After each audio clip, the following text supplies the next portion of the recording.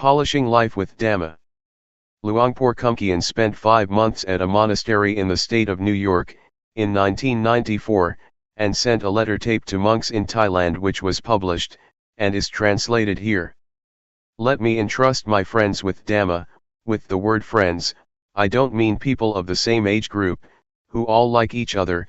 What I mean is friends in birth, old age, sickness, and death. Regardless of whether we like each other or not, we are all friends in this regard. The atmosphere here at Juangyuran Monastery, Carmel, NY, is very good.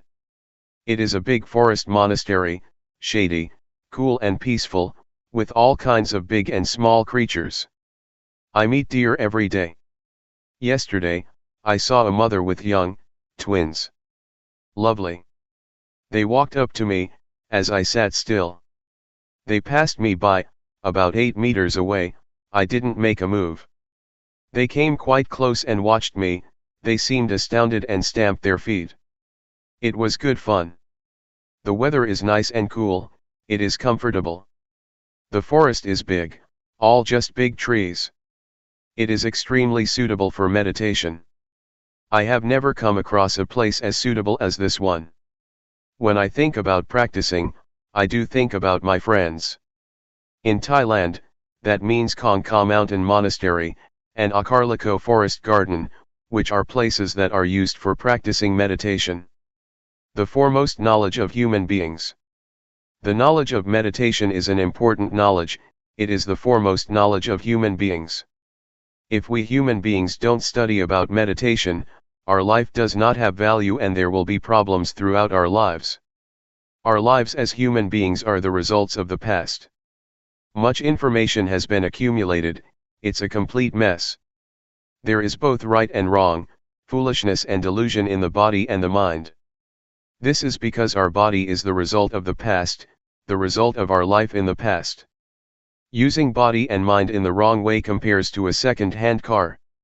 Our body and mind are just like a second-hand car that has been used for a long time, it has been damaged all over and is in a state of bad repair. Being aware is like repairing it, like cleaning away the past and returning it to its normal state. Awareness is like a garage for fixing up life, and bringing the body and mind back to normal. This is called meditation.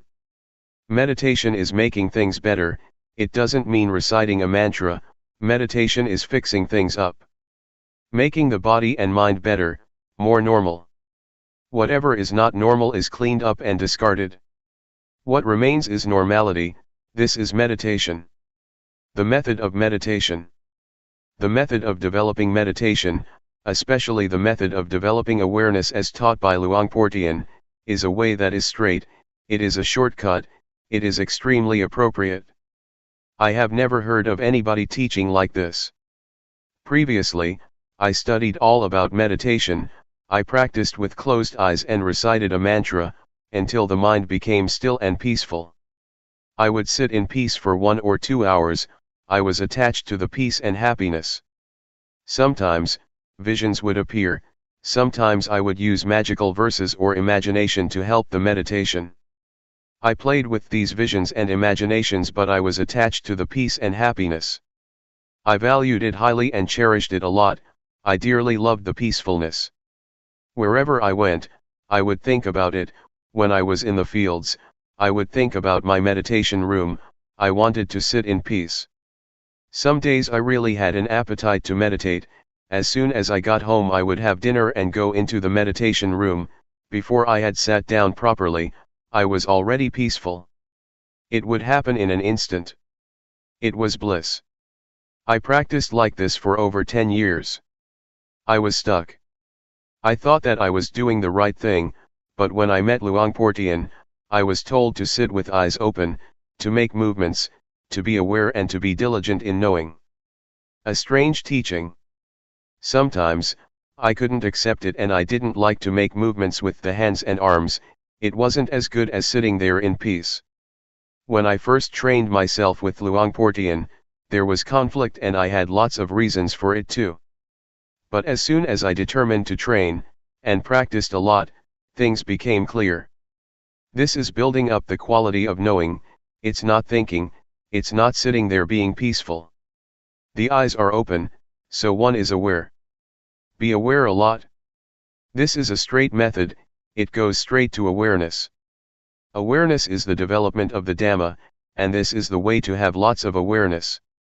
This has nothing to do with reciting words inwardly. Meditation is to build up much awareness. To develop means to do it a lot, to have a lot of awareness. This is how I understand it. Before there was peace, I used the method of recitation, but recitation, whatever word it may be that one uses, is not meditation. Real life is the present. Meditation means to be diligent in knowing, knowing directly, in a straight way. The things to be known are there. The body, for example, is an object to be known. Why is it that we must always focus on knowing? Because our minds instinctively rush out ahead and rush backwards, there is just future and past. For this reason we create movements in the various postures, all the time, in order to be now. Now is what real life is. Real life is now. So we practice with that.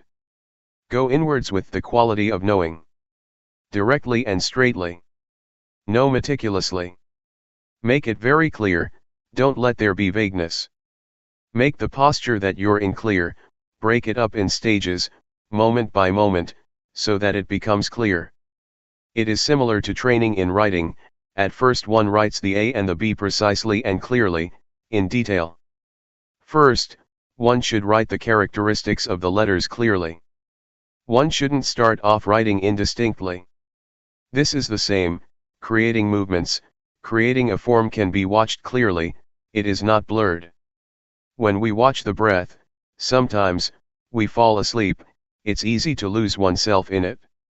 And closing the eyes makes matters even worse. It is not natural to close the eyes, and so one drops off to sleep even faster. In making movements with the arms and hands, we don't close our eyes. As with learning how to write, the movements are extremely meticulous. The knowing enters into the movements, in the most direct and straight way. On watching the body one sees the mind. On watching thought one sees Dhamma. At first, we talk about watching the body, but we'll see something else too, feelings. With eyes closed one won't see them, or one will see them indistinctly, not clearly, and one won't understand them.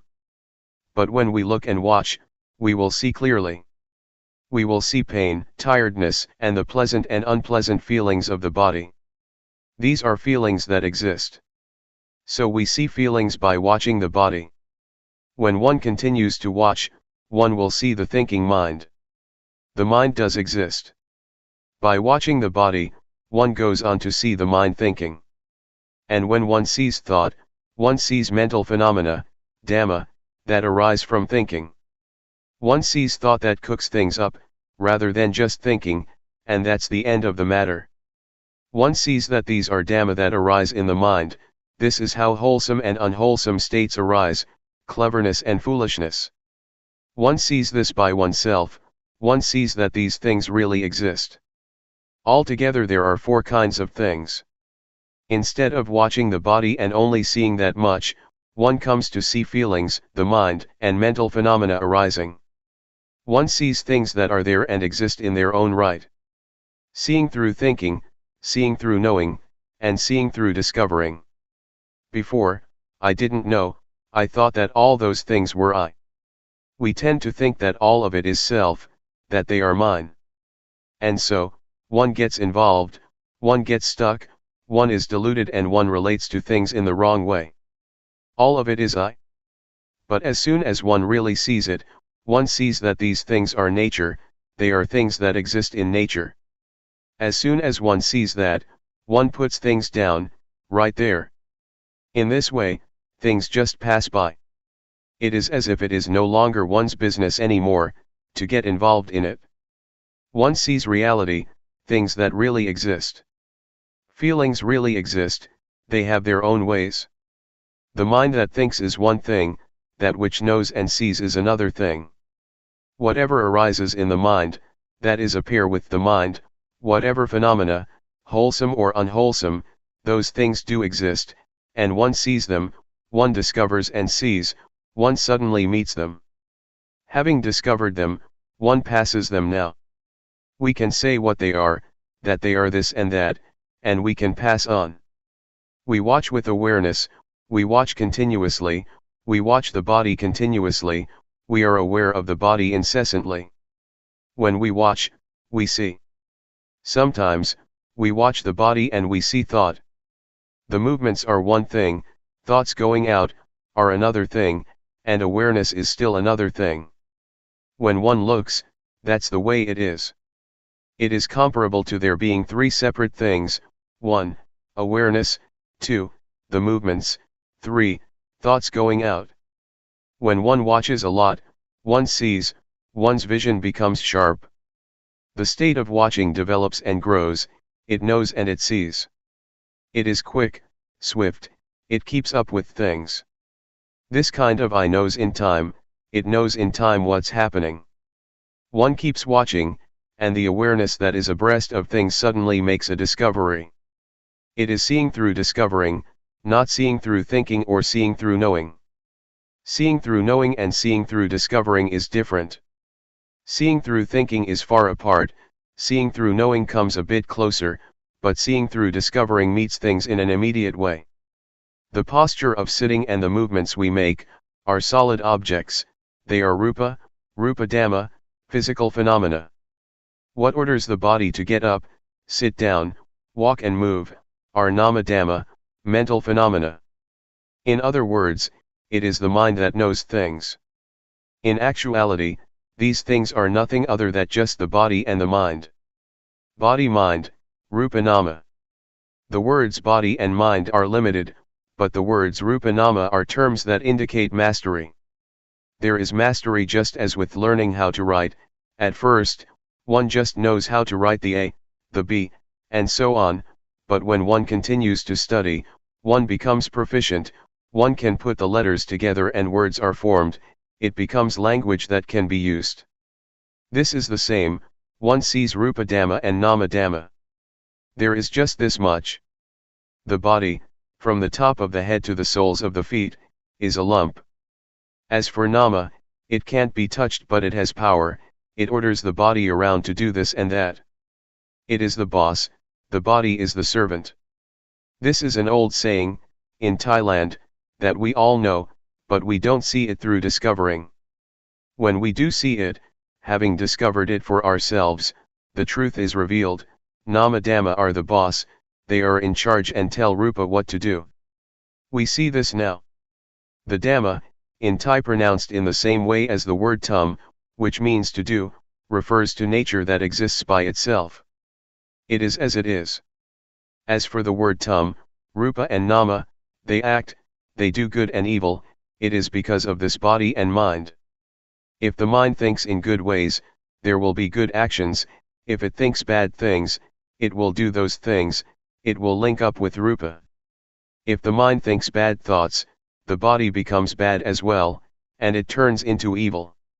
If the mind thinks good things, it will order the body to do good things. The result is wholesome and meritorious. One sees now that the cause, the principle, the foundation, is to be found here. Good and bad actions are rooted here. One sees that it is like this. One becomes clever and skilled in this way. It is as if one is told something, as if something is revealed, it is as if something opens up, and one can look inside.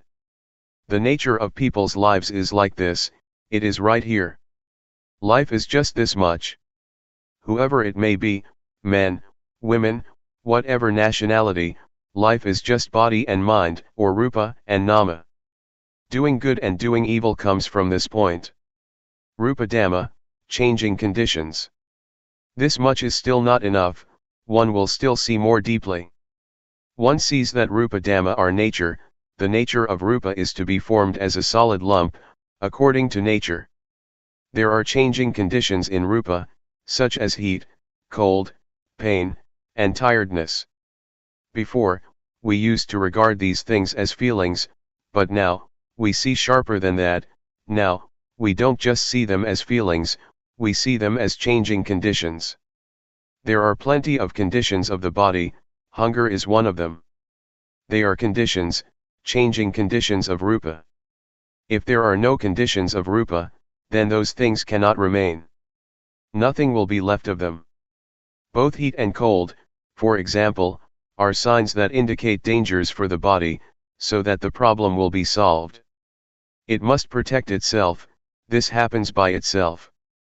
When Rupa and Nama interact, sometimes there is something wrong, and nature tells of the dangers. When it is hot, one goes in the shade, when it is cold, one gets a blanket or makes a fire, when hunger arises, one finds something to eat. But sometimes there is hunger and it is not just hunger, something, which is a matter of Rupa, turns into suffering, a condition of Rupa becomes suffering, and it turns into a personal matter, I am hungry. Nama Dhamma, changing conditions. Nama is the same, it is the mind, which is a part of nature. The nature of Nama is the nature of the mind, it is like that. But there are certainly a lot of conditions of mind, thoughts etc. They are called cetasika, things that arise with the mind. The mind itself isn't anything, but it thinks this way and that, it knows this and that. Sometimes things arise because of thought. Defilement, craving, lust, anger, desire, delusion, happiness, suffering, like, and dislike, which are conditions of mind, arise through concoction. They are conditions of Nama that exist, these things are related, they are connected. Before, we thought that all those things were self, anger is me, happiness is me, suffering is me. But in reality they are changing conditions of Nama.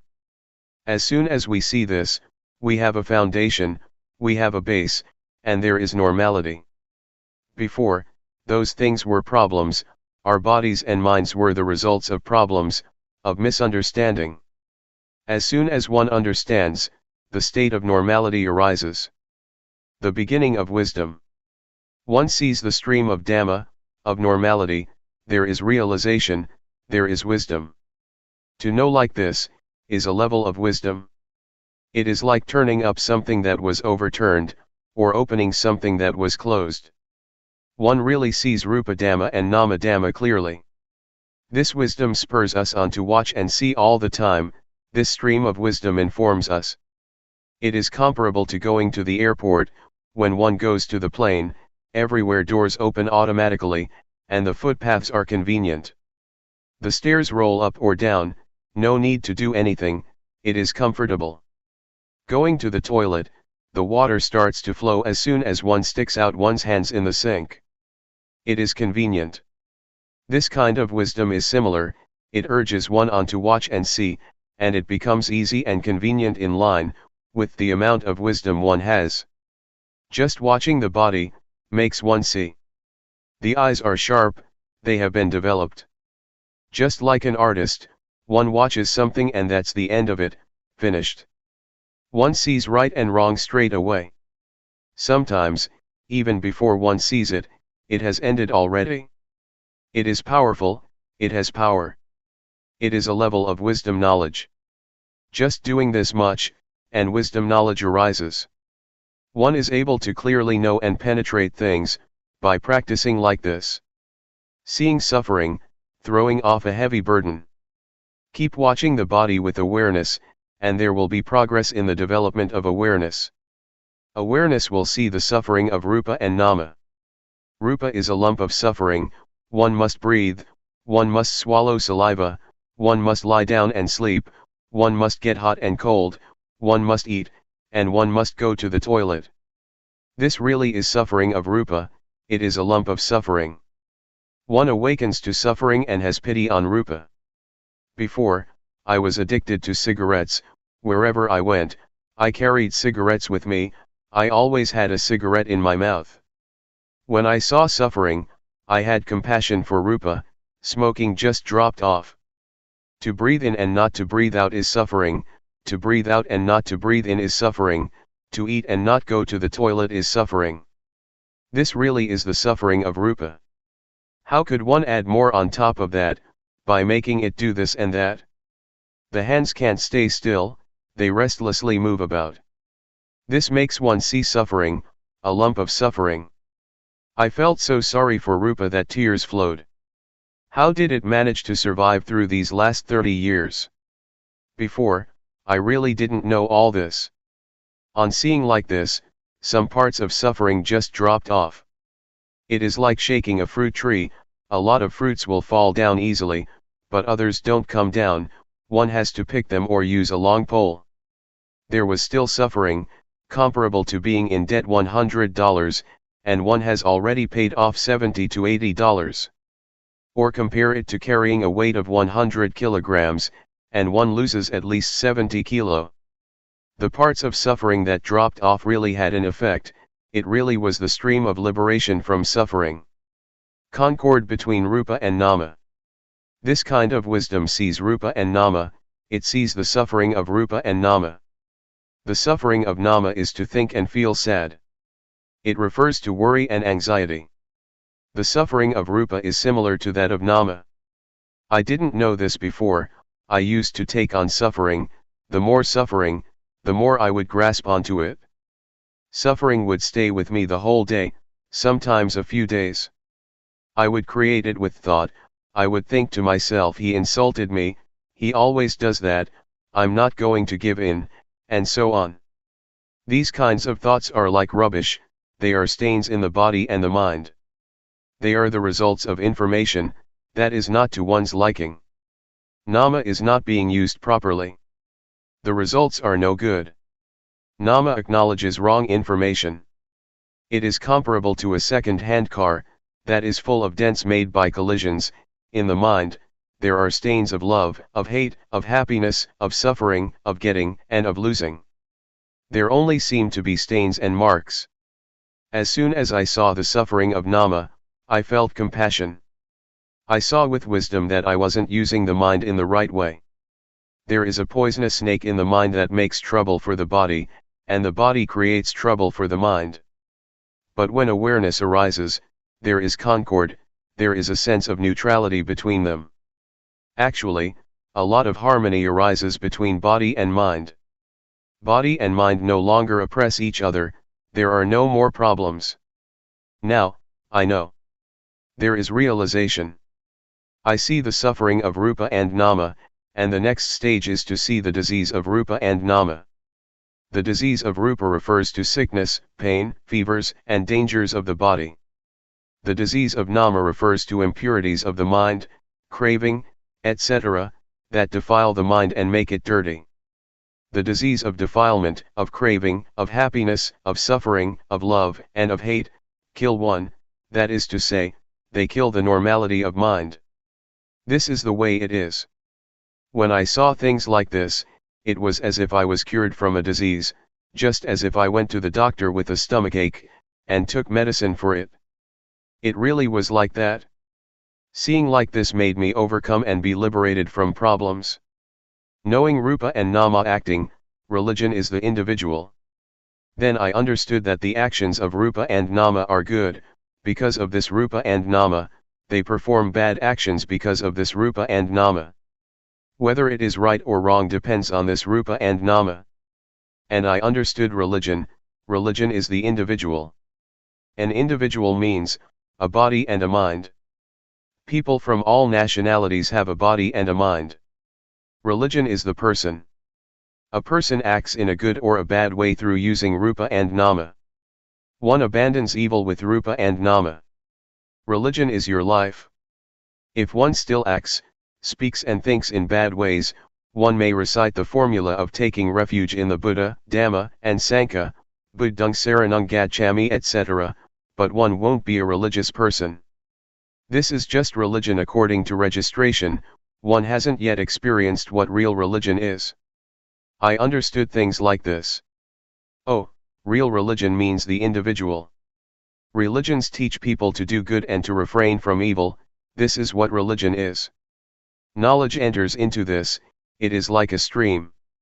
One keeps reviewing things, such as Rupa Dhamma and Nama Dhamma. One sees the conditions of Rupa and Nama. Whatever arises with Rupa, is a condition of Rupa, whatever arises with Nama, is a condition of Nama. They are not permanent, they are rubbish. Before, I grasped them, grabbed hold of them, I clung to conditions as being self, heat was self, cold was self, hunger was self. Before, I took those things and made them into a problem, I made all those things into suffering. Actually, it is good to be hungry, one should be thankful to hunger. Heat is the same and so is cold. If there was no hunger, things would become impossible, one would die. Before, I took it to be suffering, but when I knew like this, I felt grateful. This is not a matter to suffer over, it is just as it is. One sees the conditions of Nama in the same way, anger and suffering are things to throw out. Seeing the three characteristics. One sees that those things are not permanent, one sees the three characteristics. Seeing the three characteristics is like having a magic eye. The magic eye arises, and the three characteristics appear like a garbage bin. The conditions of Rupa and Nama are like rubbish that one throws in the rubbish bin. This is the way it is. If you don't see this yet, then remember this, so that you will be able to use it when the time comes. When there is anger, then regard anger as impermanent, likewise with suffering, suffering in the mind is not permanent. Throw them in the rubbish bin. Deposit them with the three characteristics, hand them over to the three characteristics. Before, there was lots of rubbish all over the place, it was the result of the past, it was second-hand stuff. When one throws these things away, it becomes cleaned up. On seeing what religion is, it is like being liberated from this mess. All this accumulated stuff gradually drops off. This is really the way it is. One sees that religion is the individual, and one sees that the three characteristics are not just concepts in a book, one sees them in the body and the mind.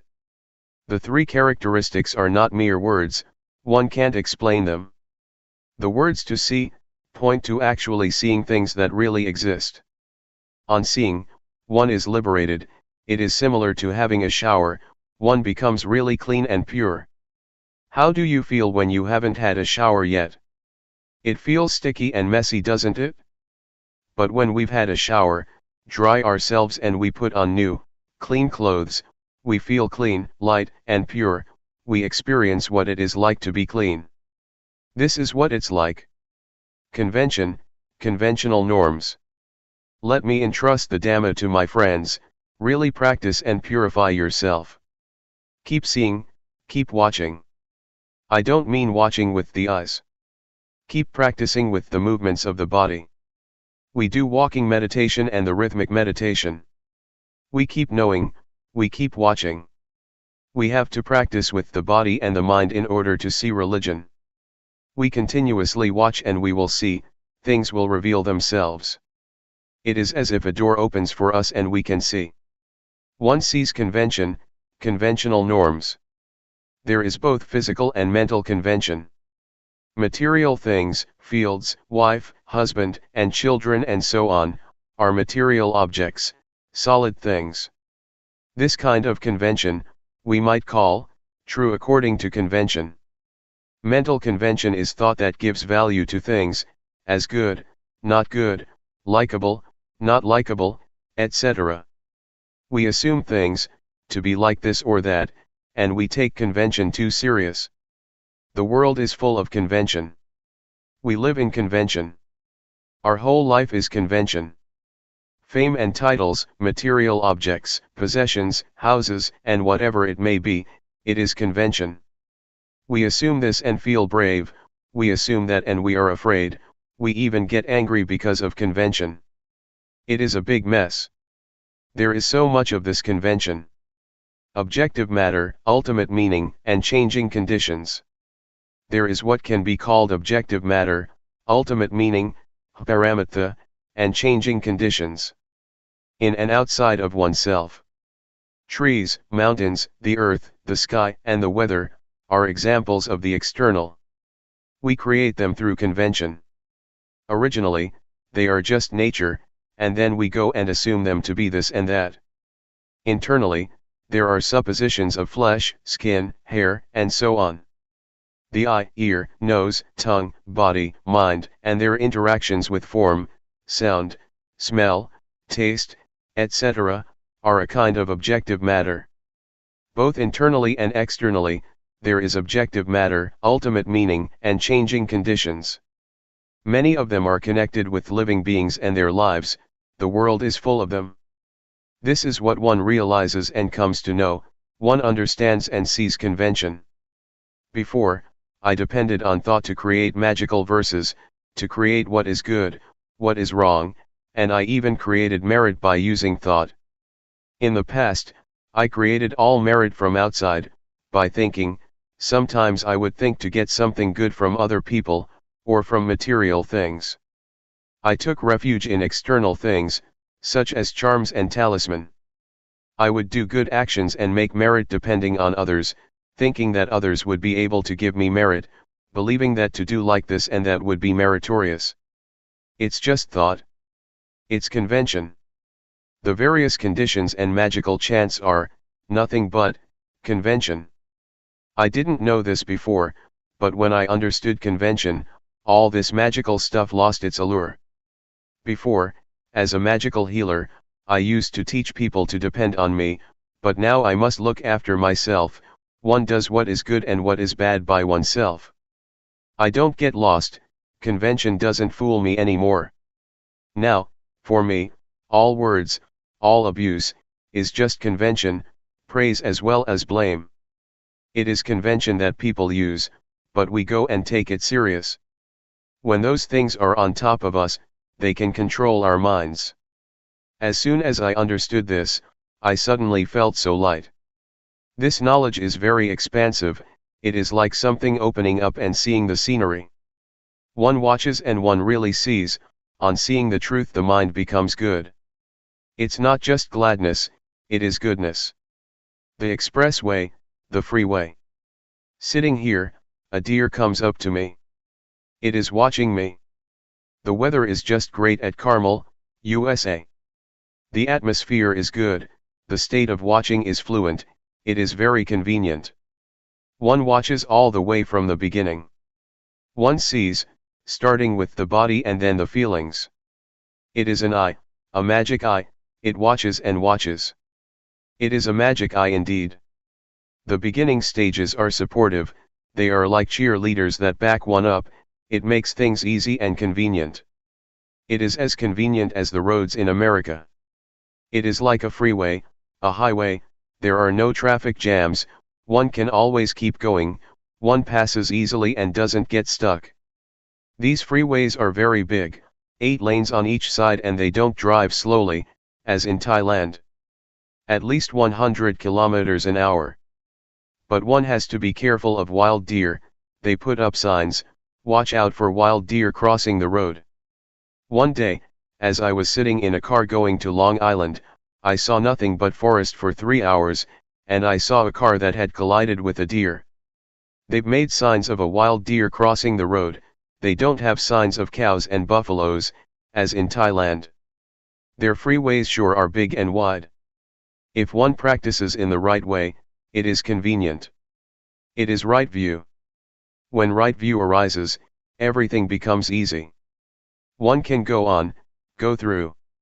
It is like that from the beginning, one steps on the right path and things become fluent, the mind is in a good state. To have the mind in a good state is to have merit. To experience the good mind, the light mind, the mind that sees reality, this is what merit is all about. Seeing like this is to close the door to the bad destinations, one is no longer foolish, one has become smart. Why get angry? One knows now. One doesn't get caught up in bad states of mind, one just watches. As awareness increases all the time, one becomes more and more skilled in it and fluent, even though it is the same old awareness. When we do something, often, it can become an art. A craftsman uses his old saw or knife, but he is skilled and gets better and better. If we were to use his saw or knife, we couldn't do the things he can. It is an art. Athletes are the same, they play for a long time and they become artists, they are fluent and they can be champions. A boxer, for example, when he trains for a long time, can win. Knowing the beginning stages is like a cheerleading team, it gives support to make progress and not to regress. Seeing thought, being a human being. If one practices in the right way and there is right view, right aspiration will arise, and then right action, right effort, and so on. Energy arises and one will see things continuously. One watches and watches and watches. And suddenly, one will see thought. When one sees thought, it happens accidentally. Before, one saw it also, from the beginning of seeing the mind, seeing Dhamma, seeing Rupa Nama is the same. But now, one is suddenly confronted with thought, one really sees it, one sees thought. Before, one saw it too, but not clearly. It was indistinct, one saw it as a stream. But now, one really sees it clearly, one really contacts it. It is hard to express. Thought is something gross, something unjust. On seeing thought, one doesn't just see it and that's all. As soon as one sees thought, the thought collapses, the grossness, and its not being just, cease to be. The unintentional thought stops, it comes to an end. Before, we didn't know thought, but when we see it, the mind rises up.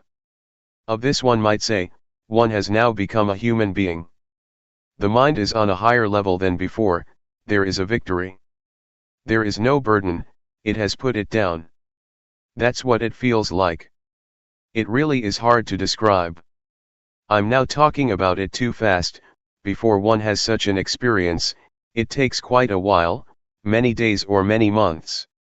One knows incessantly and the mind progressively rises higher. One could talk in terms of the mind rising up, or in terms of the mind being purified, being cleaned. When one sees thought, one realizes that one is now a human being. Being a human being is this, it is this state. One sees and understands what angels are, they are not anywhere out there. To be an angel is to have a sense of shame of wrongdoing, one can under no circumstances, do, speak, or think evil things. The body, as well as speech and the mind are clean. This is what it means to be an angel. To have a sense of shame to do what is bad, is something that others cannot see. But one sees it oneself. Before, the mind could think whatever it liked, all sorts of crazy and wrong thoughts.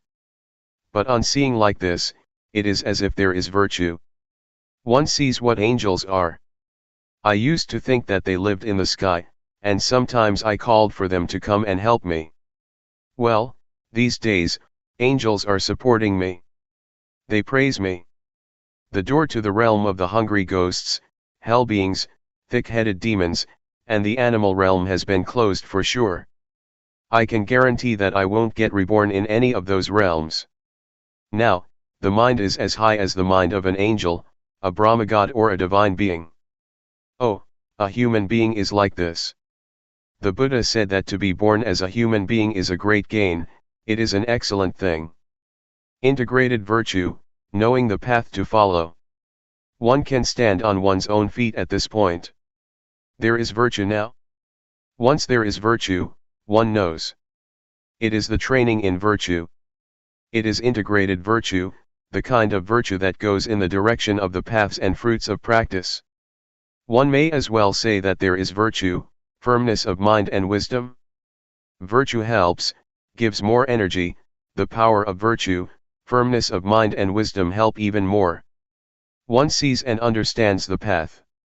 Watching all the way through, this state of watching and seeing, and when seeing, not being caught up, this is the path.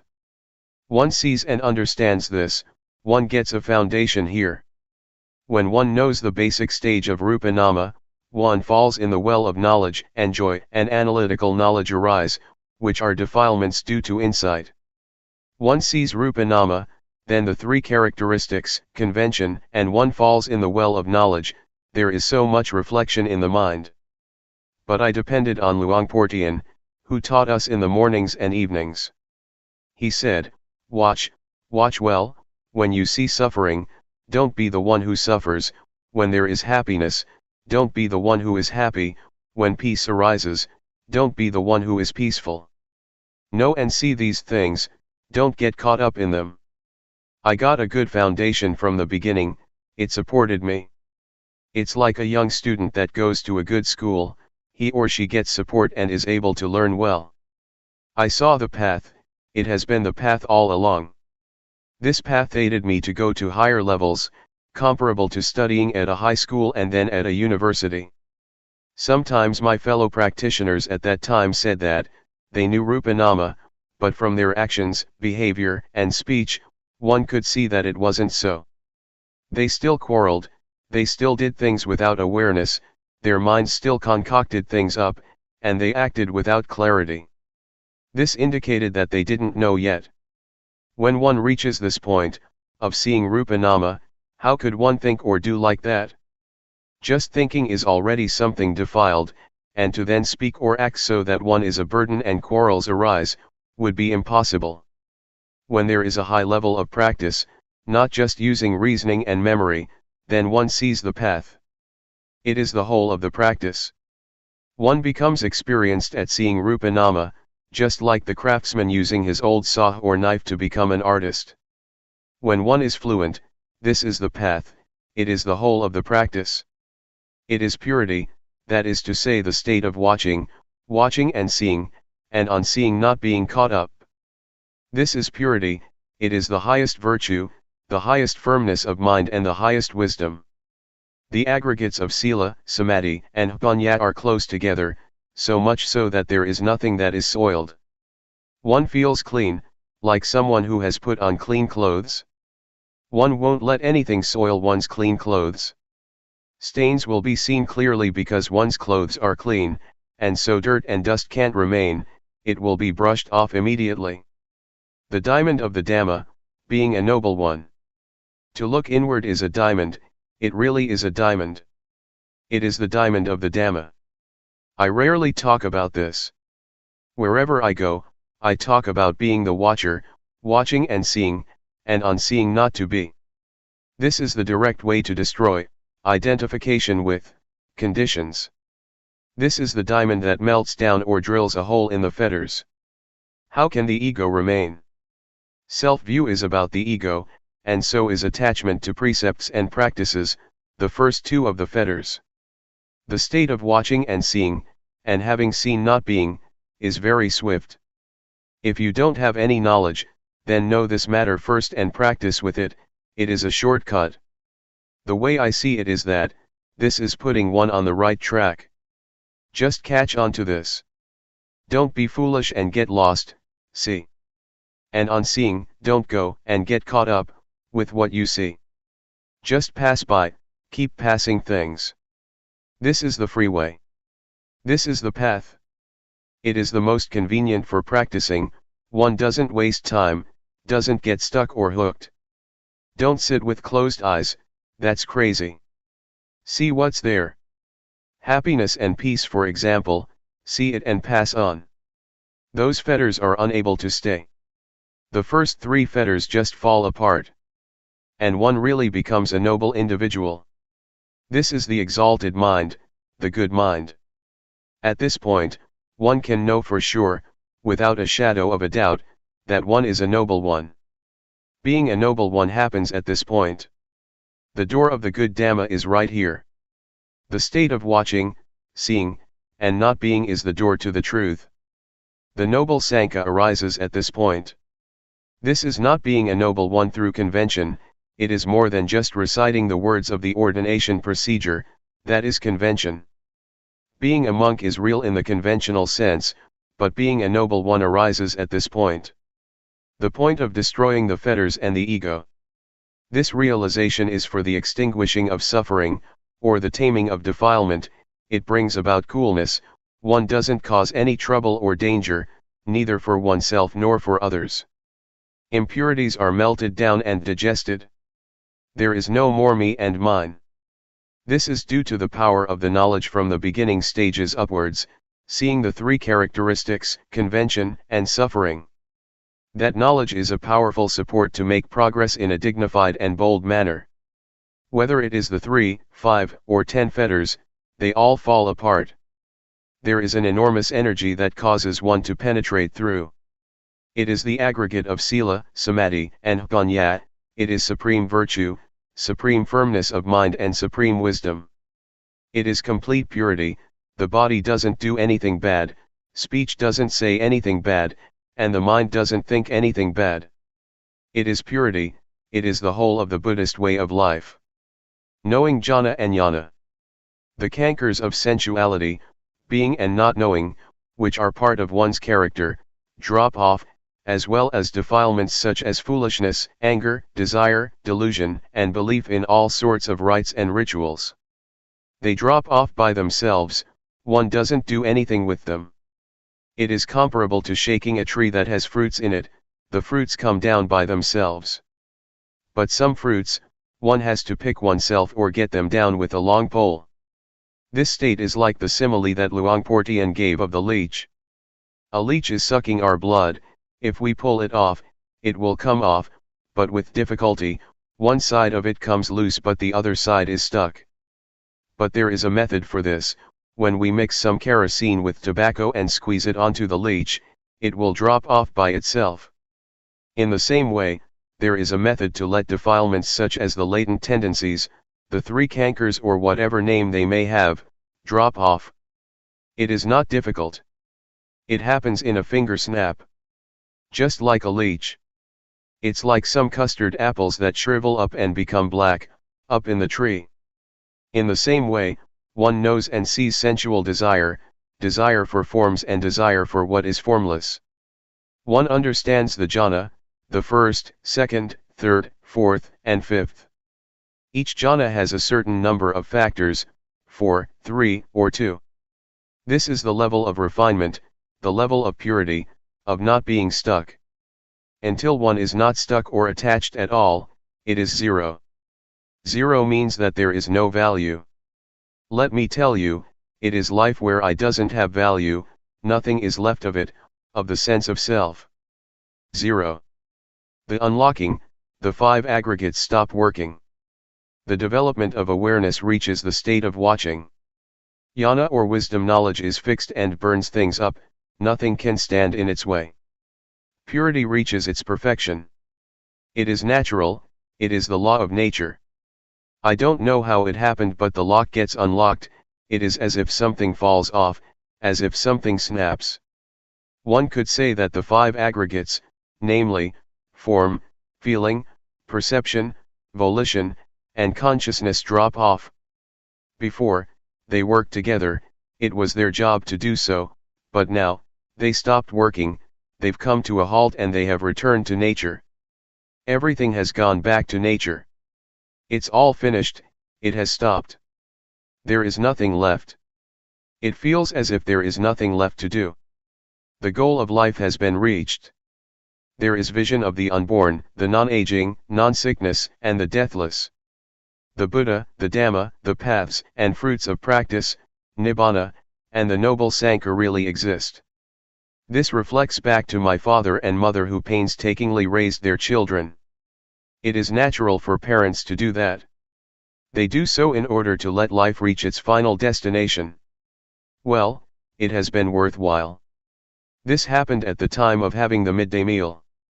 Usually I didn't have a midday meal, because Luangpor Teean said that he wanted us to practice continuously, and effectively in developing awareness. And so I asked my friends for the opportunity to not get involved in the various activities. In case I would not show up for the meal for over 7 days, then to come and check on me. But if I would fast for 2, 3 days then there was no need to come and ask what was going on. If I wanted to eat I would come, and if I didn't want to eat I wouldn't come. That's what I said. That day, I came for the meal. I had the meal together with Luangpor Teean. As I was eating, I watched myself.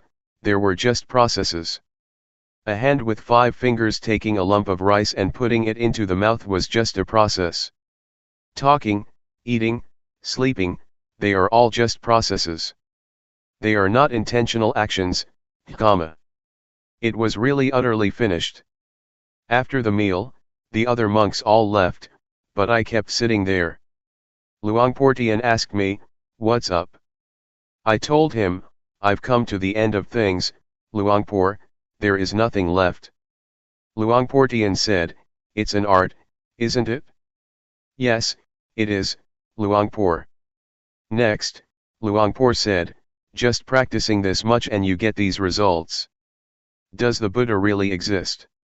"Yes." "Do the paths, fruits, and nibbana really exist?"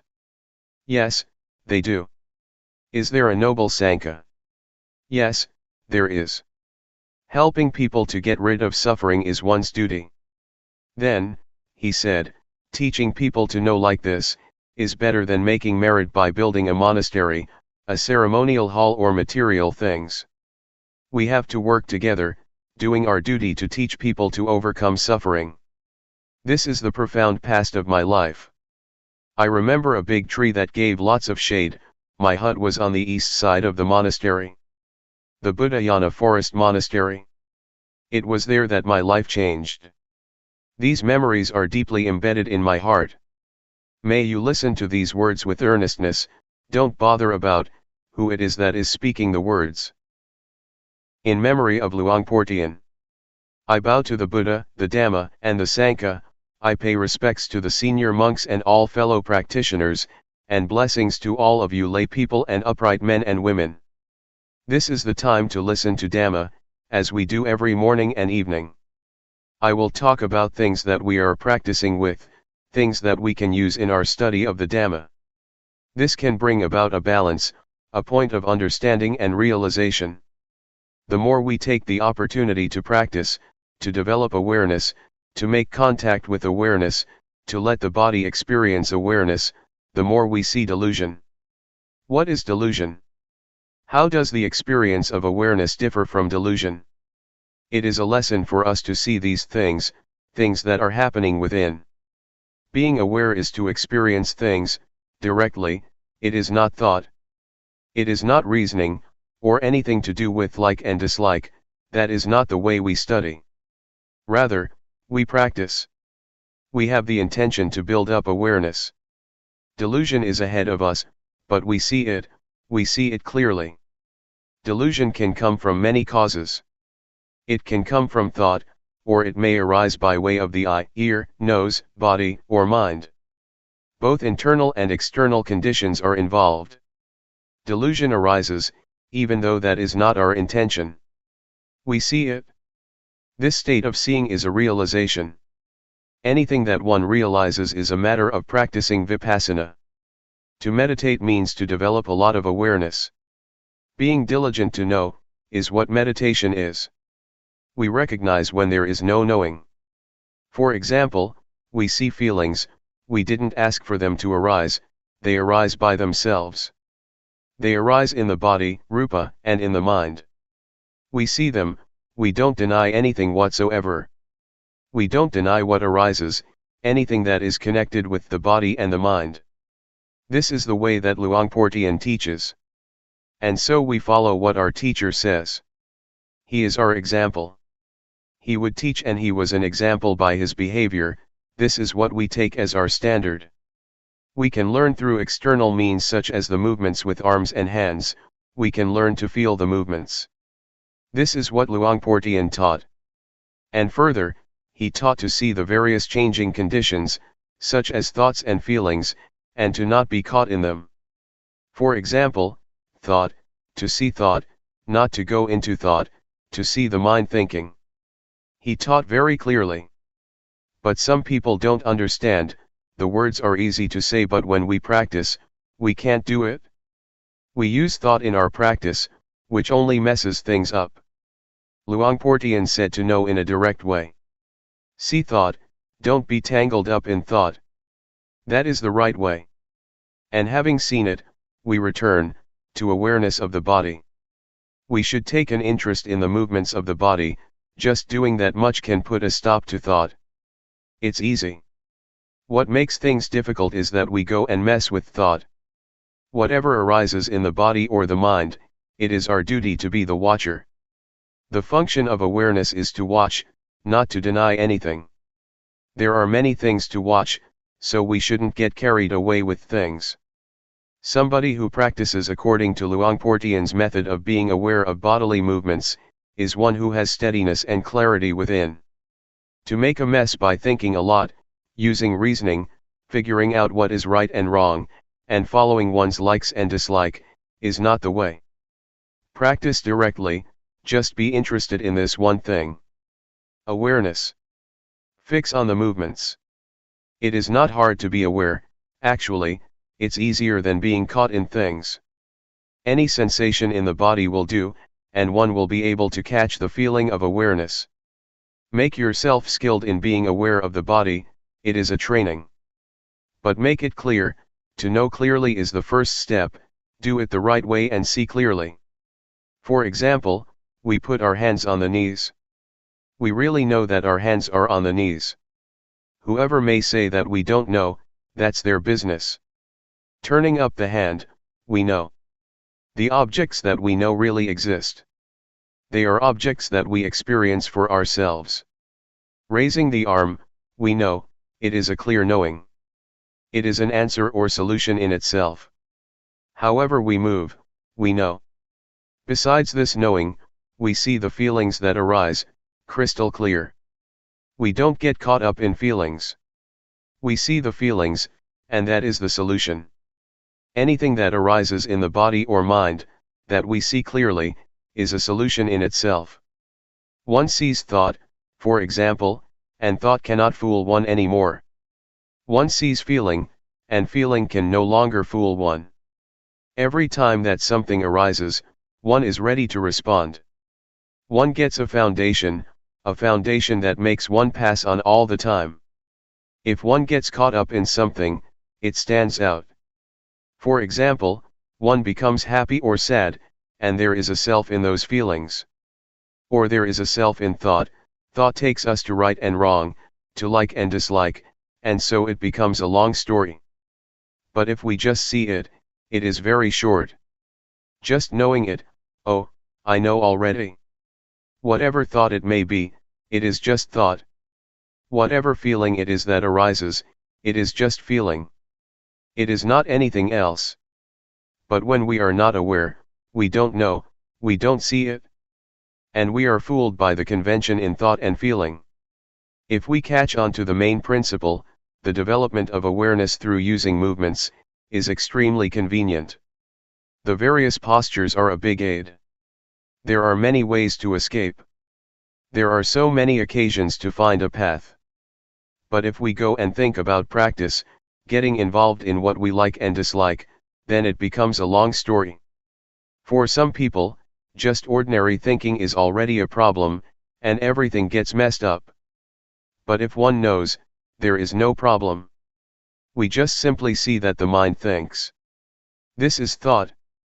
Then, we can return to the movements. We keep watching and wisdom arises, seeing the body and the mind gives rise to wisdom. But in the beginning, maybe nothing will happen. But establish a foundation, by making the movements with the hands and arms. The ability to watch will develop itself. A discovery will take place. One discovers that the body really is, just, rupa, there is not any self to be found there. Rupa is part of nature, and many conditions manifest in it. Feeling, for instance, is a condition of rupa. Heat, cold, pain, and hunger, are conditions of rupa, and so we solve these problems. Once we have a foundation and we see that they are conditions of rupa, we become skilled. Nothing is concealed for us any longer. The various conditions line up to show us what they are. They reveal themselves. One knows all about rupa now. This is wisdom knowledge, that penetrates all matters that are concerned with rupa. One has discovered all of it. At the moment that these things arise, one is able to solve the problem, one knows now. Whenever feelings arise, it is their business. One understands this now. There is no self in feelings of hot and cold, or in hunger and pain. In short, it's all just feeling. Wisdom knowledge arises, realization, one penetrates the three characteristics of impermanence, valuelessness, and non-selfhood. The result is zero. This means that nothing remains of rupa, there is no more self in rupa, it has all been given back to nature, according to reality. This realization could be called a discovery, a seeing, or one might call it liberation, vimutti. As soon as one sees clearly, liberation takes place automatically. Just as when we see a snake, the snake doesn't bite us. Or when we see thorns, we won't step on them. The state of seeing is the most excellent thing, it is sufficient, it is virtue, firmness of mind and wisdom in itself. The state of seeing is insight meditation in itself. The various conditions don't delude us. We're smart in the ways of rupa, they disclose themselves. Nature teaches us. It teaches us what impermanence, valuelessness, non-selfhood, heat, cold, happiness, suffering, etc., are like. This is wisdom. One understands all things. Nama, or the affairs of the mind, are the same. When one sees rupa, one will inevitably see nama. One sees that they are a pair, they are both movements in a person who is not dead. These movements, especially thoughts, can be poisonous and dangerous, if we don't know and understand them. Then it becomes a big deal. But the bottom line is that, it is all just nama dhamma, mental phenomena. Someone who is still alive tends to think. And thought is not anything mighty. But in particular, unintentional thoughts make up a long story if we are not aware. It is the birthplace of many, many things. Defilements, craving, lust, anger, desire, delusion, love, hate, and so on. All these things are rooted in thought. There are two kinds of thought, stealthy thought and intentional thought. Intentional thoughts, naturally, come to an end. Nobody wants to intentionally think. But the sneaky thoughts are like rubbish. They are sankhara, conditions, formations, they are the cause of suffering, samudaya. These thoughts arise by themselves, without us having intention. Mental conditions work very diligently. The Buddha compared them with a potter. Things that arise from sneak thoughts, are like the shapes and forms that a potter produces. Whatever pots and things the potter makes, big or small, beautiful or ugly, they all have to break, eventually. Whatever arises from thought is not permanent, and is not self. We are the ones who lose ourselves in them. For example, a thought arises and we get angry. Anger is impermanent. It is a condition, it is a cause for suffering to arise. Whatever is a condition is impermanent. One can foretell it, that the condition will pass away. Face conditions with this fact. In this way, they won't establish themselves. It means that we know in time. It is like watching a conjurer. If we have sharp eyes and know what's going on, we don't believe his tricks and it is not fun. The more he performs, the clearer we see what he's doing. We see the deception. What is happening in our minds is just the same, we see what happens clearly. We see the trickery, maya, of rupanama, of objective matter and all kinds of changing conditions. We realize this. We don't go along with it. And so it stops. We are free now. This really is topmost wisdom. The method of developing awareness by making use of movements is a shortcut, it is straight and suitable for everyone. It is a universal principle. Everybody has the same problem. As soon as we can catch the feeling of awareness, we all become one being. For example, if we are aware while sitting here, then we all are one person. The feeling of awareness is exactly the same for everyone. But when we are deluded, we are different people with different states of mind, feelings, thoughts, and so on. At one time, I went to teach meditation at Harvard University in the States. There were many students there. I didn't teach anything much, I just told them to do the rhythmic meditation for 10 minutes, so that they would know the sensations of bodily movements. When they stopped, I asked, "Just now, where were you?" Many of them answered that they were with awareness. When we are with awareness, we are one, we are the same. This is something that is possible. We are then beyond sex, nationality, and language. Among the people who were practicing, there were Chinese, Thais, Cambodians, and many other nationalities. They were all very clever students. This is one of the most famous universities in the world. If one is not especially intelligent, one can't study there. In Thailand, we have a doctor who took ordination at Sukatho Forest Monastery, the place where Luangpor resides. He got a PhD at Harvard. He was the one to take us there. He also gave the same answer. Awareness is not male or female, it is not young or old, it has nothing to do with being a monk or a layperson. Awareness is awareness. To whom does awareness belong? It belongs to one who knows. Whoever knows immediately has awareness. And what's it like to be aware? Well, there is no delusion. Delusion diminishes in proportion to the amount of awareness one has. One can solve and avoid delusion and problems. There are immediate results. When one is aware, one doesn't have to wait for results. Whenever we are aware, we get the results straight away. No need to wait for an hour or tomorrow.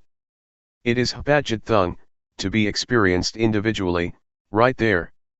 We turn the hand up and we know, we raise the arm and we know. It is not like planting rice, pepper, or whatever, that takes a year or half a year.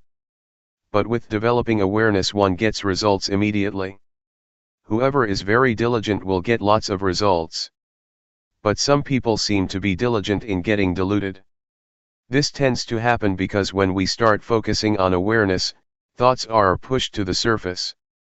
This deludes us in all sorts of ways. So try to make awareness crystal clear. Don't let it be 50% awareness and 50% delusion. In developing awareness, one needs to stay with things and to make things clear. No matter what it is that we're training in, be in time and make it clear. Whether it is science, art, handicraft, or meditation, if we keep up with it and follow it through, we will understand. Sometimes one can even know beforehand. Knowledge about meditation is the same as other kinds of knowledge, try to make it very clear. One half of awareness and one half of delusion is no good. Some people are caught up in a lot of things while doing the rhythmic meditation. Some people even chat and joke with others while practicing meditation. They just perfunctorily make the movements. There is no intention and no attention. This is not meditation, and there won't be results. We have to add intention to the movements. We have to be attentive in order to know, this is called making effort. When delusion arises, we pay attention, so that the knowing arises. This is putting forth effort. Effort means to have the attention, to always be aware.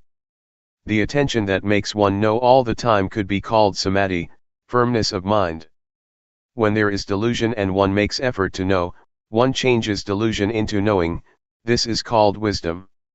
Sila, samadhi, and panya, all come together at this point. If we start off in the right way, we'll do just fine and it won't take long. But if we don't start off in the right way, we'll be confused and unclear.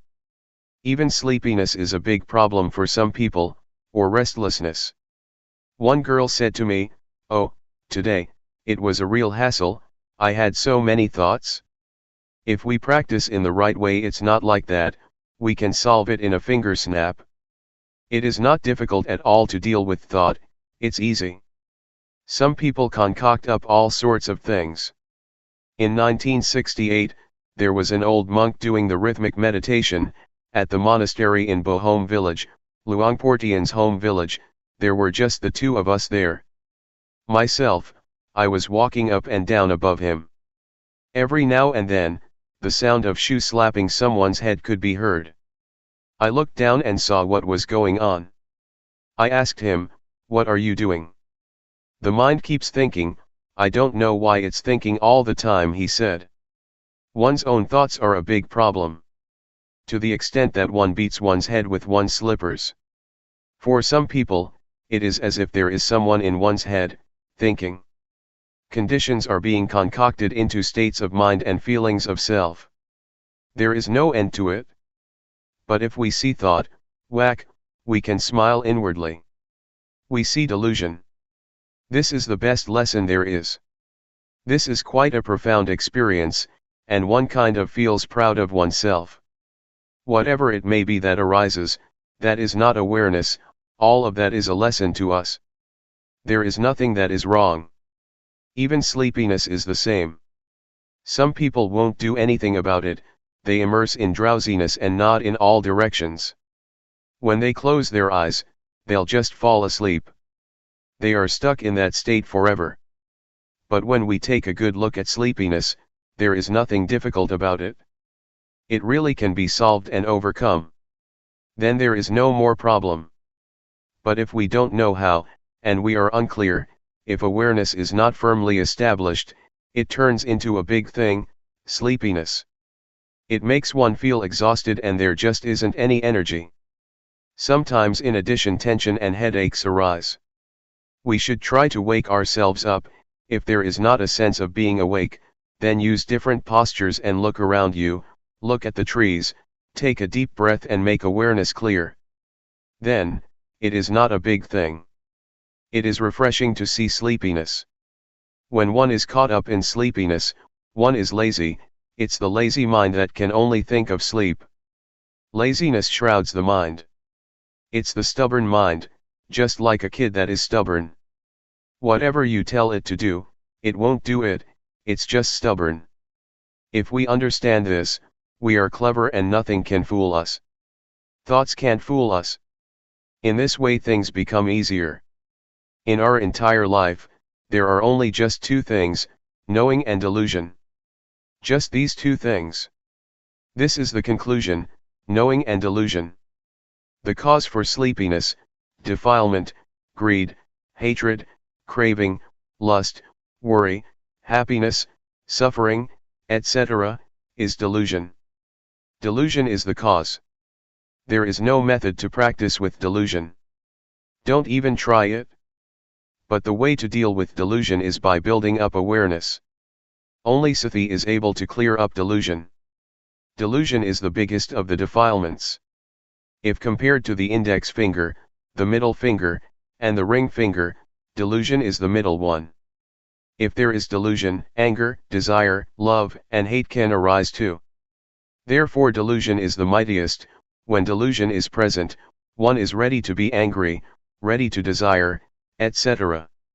One inclines in the direction of the various impurities. The only method to do something about delusion is to be aware. It is very easy. It is the path. One sees and discovers the path. The method of developing awareness by making use of movements is applicable to everyone, regardless of sex, age, nationality, and language. It is a universal principle. Whoever tries it out won't be able to deny it. Nobody can deny it because it is a true principle. We have Luangpor Teean as our example, as our model. His life was exclusively devoted to the development and practice of awareness. I'd tried out several methods when I found out about this one. I was very satisfied with it. It was good enough for my life. One time some Westerners that were teaching their religion came to the place where I was teaching in the USA, together with their students. They were standing outside the room I was in, about 8 people. They asked to interview me, through the translator. I said, all right. They came in together with their disciples. They stood there and asked me, what is it that you know? You come here to teach, so what do you have to teach? I first told them to sit down. Then, I told them, I know myself. What does somebody who knows himself know? They wanted to know.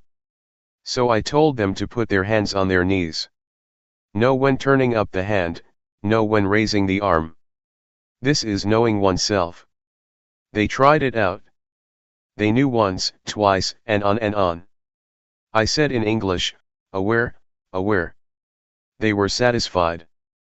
They confessed that at first they had lots of questions, and had the intention to crush me. But when they experimented like this, they understood. Suppose one knows like this for a whole day, what will happen then? Or 1 month? Do you want to find out?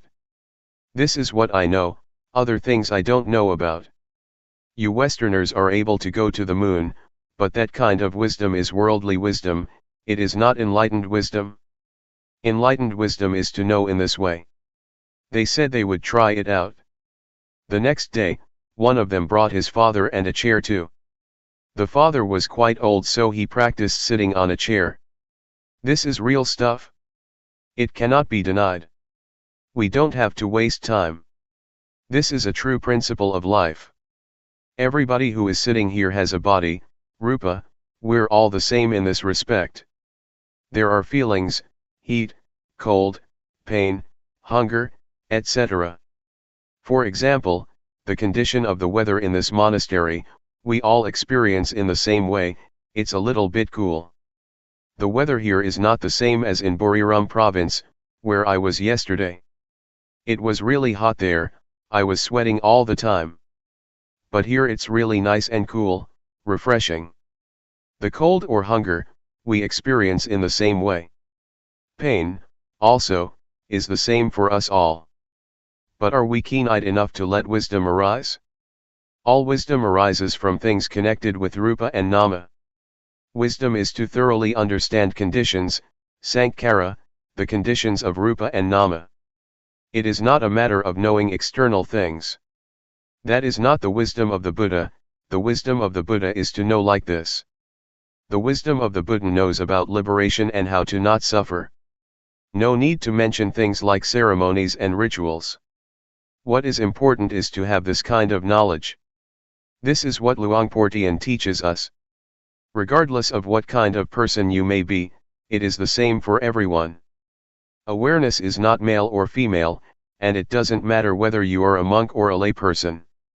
It is the same quality of knowing. It is not as if awareness of a monk is one thing, and awareness of a layperson is another. This is the principle of being one, of all life. There are no exceptions. It is not a sect, it doesn't belong to a certain nationality, nor is it connected with any language. It is one and the same for everyone. Nobody can deny that. One shouldn't differentiate between Christianity, Islam, and Buddhism. Or divide people into this and that sect. That's not right. When anybody has this quality of knowing, one immediately experiences the universality of awareness. But when there is delusion, many conditions can arise. One might be somebody's enemy, but when there is the knowing, never mind. The Buddha compared awareness to living with one's parents at home. Whoever is aware, is on one's father's property. One's home is a safe, comfortable, and warm place. When one is deluded, it is as if one is homeless, desolate, and destitute. But the one who knows feels warm, there is nothing arising for him or her, there is no fear, no happiness, no suffering. Life is zero, life is void. There isn't anything. In the end, one takes not having anything as one's refuge. Not having and not being anything. Taking nothing as one's shelter. There is nobody who is happy, there is nobody who suffers, there is just the seeing of these things as conditions. There is just discovering the affairs of the body and mind. But one doesn't identify with those things. One just sees and sees. Speaking in terms of being, one could say that one is the watcher. There are things to be watched all the time. That is to say, for someone who is not dead yet. Inside of us, things appear continuously. And outside of us, also. So we don't have to waste time. We are very fortunate, We have come together in order to practice. This is a good model, we get a good example from our friends here, and we get to hear Dhamma talks, which are a good lesson. Practicing here, we get experience. We listen and we practice. This is just perfect. Don't think that I'm special, I don't have any knowledge, I just know myself. I don't know about other people. But I succeed in escaping from suffering. My birth as a human being has not been wasted. No matter how long life may last for, there won't be any problem. I stay right here, watching. Being the one who sees and watches continuously. What arises is seen all the time. I have talked about things that can be verified, it is not talk about things up in the sky. These things can be proven to be true, they can be experienced by all of you. This is the truth, this is reality. This is really studying life. Liberation is to be found right here. The method of practice is like this. We are all able to practice, without exception. I have the opportunity to meet with you, and be your spiritual friend. I don't keep still, I go from here to there. I just went to talk to students who are addicted to drugs in Buriram province. The Ministry of Education checked and found out about this drugs problem, and tries to take care of it, relying on the monastic community. So I went over to help out. It is a good thing, they are determined to practice. This practice is real. Don't go and doubt about it. This is a genuine life principle. The foundation of religion, of the overcoming of suffering, of liberation, is right here. It is to be found in every rupa and nama, i.e. in every one of us. Everybody has determination and purity of mind, the mind inclines to the right direction. May that determination and purity be the power for you, to meet the truth, Satjadhamma, that is to say the state beyond birth, aging, sickness, and death. May you all discover that in this lifetime. Dhammaroot. Throughout the time that we spend together here, may you determine to train yourself, depending on the postures of walking meditation, and rhythmic meditation while sitting. Move your hands and arms as has been instructed, and see and be aware of getting up, walking, sitting, and other movements of the body in the various postures. Fix on awareness, build up awareness and stay with awareness a lot. Be aware when your mind thinks of this and that and goes to other objects, because it will abandon the watching and seeing of the present, existing posture. Know how to put down thoughts and moods, pull yourself away, and come back to watch and see the movements of the body. Train yourself to be skilled at this point. Establish awareness properly. Take this way of practicing to be your work, depending on this body as the base. See rupa moving and see nama moving. These actions, of body and mind, are kamma, intentional. Train to see the basics of life. The first aspect of life that we will really see is rupa and nama. See it like this. Know which part is rupa and which part is nama. Rupa is this body of ours, that moves to and fro in the various postures, such as walking and sitting. Nama is feeling and thought, that which orders the body to move this way and that, it orders one to love, to be angry, to be delighted and to be sad. It orders one to go here and there. All of that is the state of nama. All of it is a movement of the mind. This is called nama acting. In reality, to get to see rupa nama and to be able to differentiate between them, takes rather a long time. This is because our minds are used to thinking, they are used to being carried away by moods. Whatever object arises, completely takes one in, a thought of anger arises and one becomes angry, whatever one indulges in, one gets overwhelmed by. But as soon as we fix on being within limits and establish awareness, those moods that used to be so powerful, now express a reaction. Some people do walking meditation for a little while and get sleepy. Some people practice the rhythmic meditation and become restless, their minds go all over the place. They struggle hard and feel uncomfortable, burdened, they have headaches and tight feelings in the chest. There are these troublesome things that come up all the time, they are obstacles. Understand this to be ordinary. Don't be annoyed, uncomfortable and burdened by those various manifestations. Establish awareness, hold on to awareness well. Whatever states or conditions arise during the practice of meditation, recognize them, see them. Have crystal clear awareness. Recollect what your main duty is. It is to cultivate awareness, and to see the body as it is moving in its present posture. This is the foundation. As for thought or any moods that come to interfere, regard that as ordinary, take that to be objects that change according to the habits of the mind, that hasn't yet been trained. All right, when it arises, but our main duty is to establish sati. Be aware, arouse awareness in order to see the body, always see the states, conditions, and whereabouts of the body, as it is moving about as clearly as possible. Know how to put down thoughts and moods that are, continuously, changing, don't let them be obstacles. This point right here, might be a big issue for some, and not a big deal for others. Characteristics and conditionings, tend to vary according to previously accumulated habits. Sometimes the thoughts and moods that interfere are quite powerful. They might make one's mind think in line with them, until one is fooled and forgets oneself. The mind wanders away, it gets really fascinated with those things. Never mind. When we realize it, and are newly aware, be careful. Come back to fix on awareness and keep on practicing. The state of the mind wandering off and lacking awareness, the mind feeling uncomfortable and burdened, arises a lot when we first set out to train ourselves to develop awareness. It is the same for everyone. Because, originally, we are used to thinking all sorts of things according to our own untrained minds. Therefore, it is going against the stream of our old habits to try and establish and arouse awareness.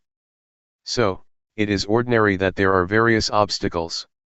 In the beginning, we must depend on devotion, and put forth a lot of effort to train and establish awareness, so that one gains awareness.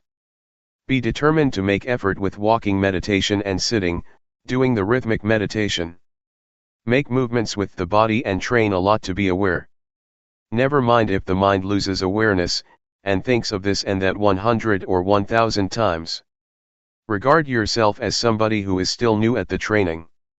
Inspire yourself. Try and do the best you can. Keep establishing awareness consistently.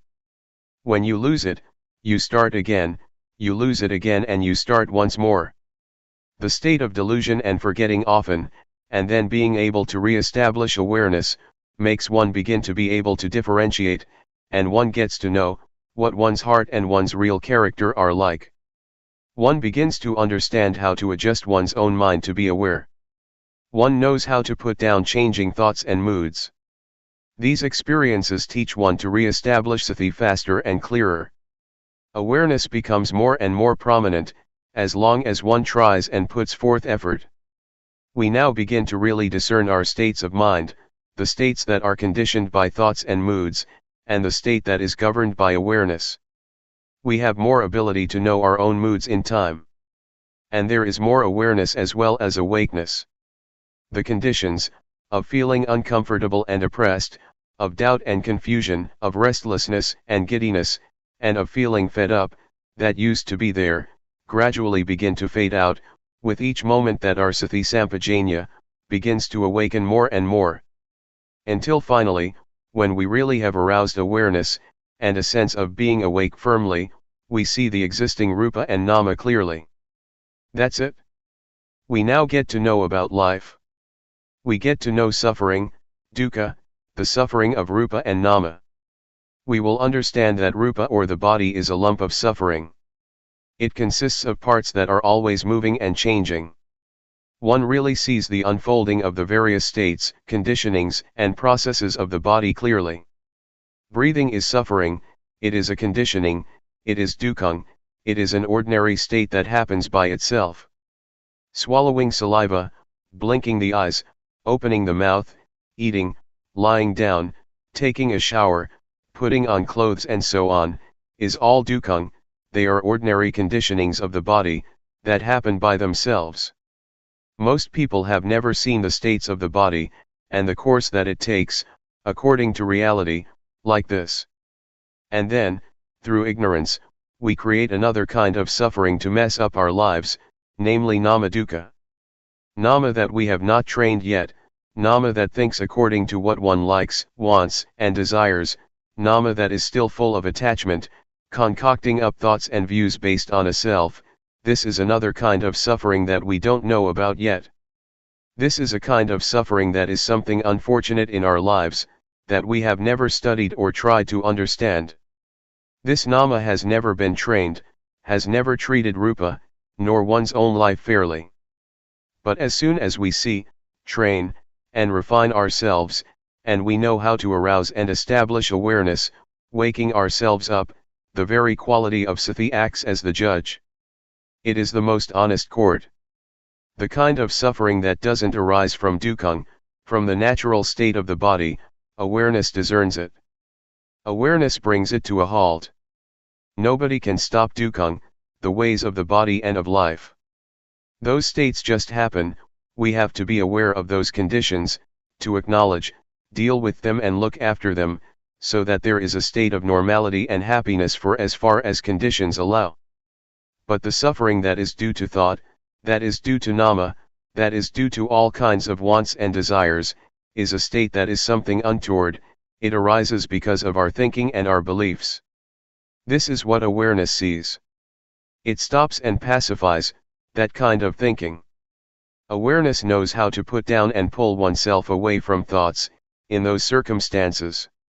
Awareness really acts as the judge because when one is aware and awakened, it really treats rupa and nama, and one's mind, fairly. One's life begins to be different from how it used to be. Before, one used to be a slave of moods and desires, and one used to fall in the trap of thought all the time. Thoughts, speech, and all actions used to be dictated by moods, by one's own character, every moment, every time. But now the time has come to wake up and establish awareness. Our body then has more freedom. One doesn't have to be under the power of desire anymore. Like if one was addicted to cigarettes and betel nut, and used to roam around and booze. One has been a slave all the time of desires, to have and be on the sensual plane. As soon as one is awakened through sati, one abandons that sort of behavior at once. Awareness knows how to differentiate and it knows how to properly reflect. It really sees things. Oh, this clearly is suffering. How could I indulge in those things and be such a fool? The things that one used to wallow in and be intoxicated with, really drop off our minds. There is no more desire for cigarettes, betel nuts, and booze. One completely does away with those things. For example, myself, I used to be someone who believed in superstition and I trained myself, until I was an occult healer.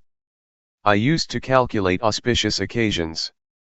I had all sorts of amulets and whatnot, a complete mess. Before I could go to sleep I had to recite all kinds of verses and chants. My room was full with sacred and holy objects.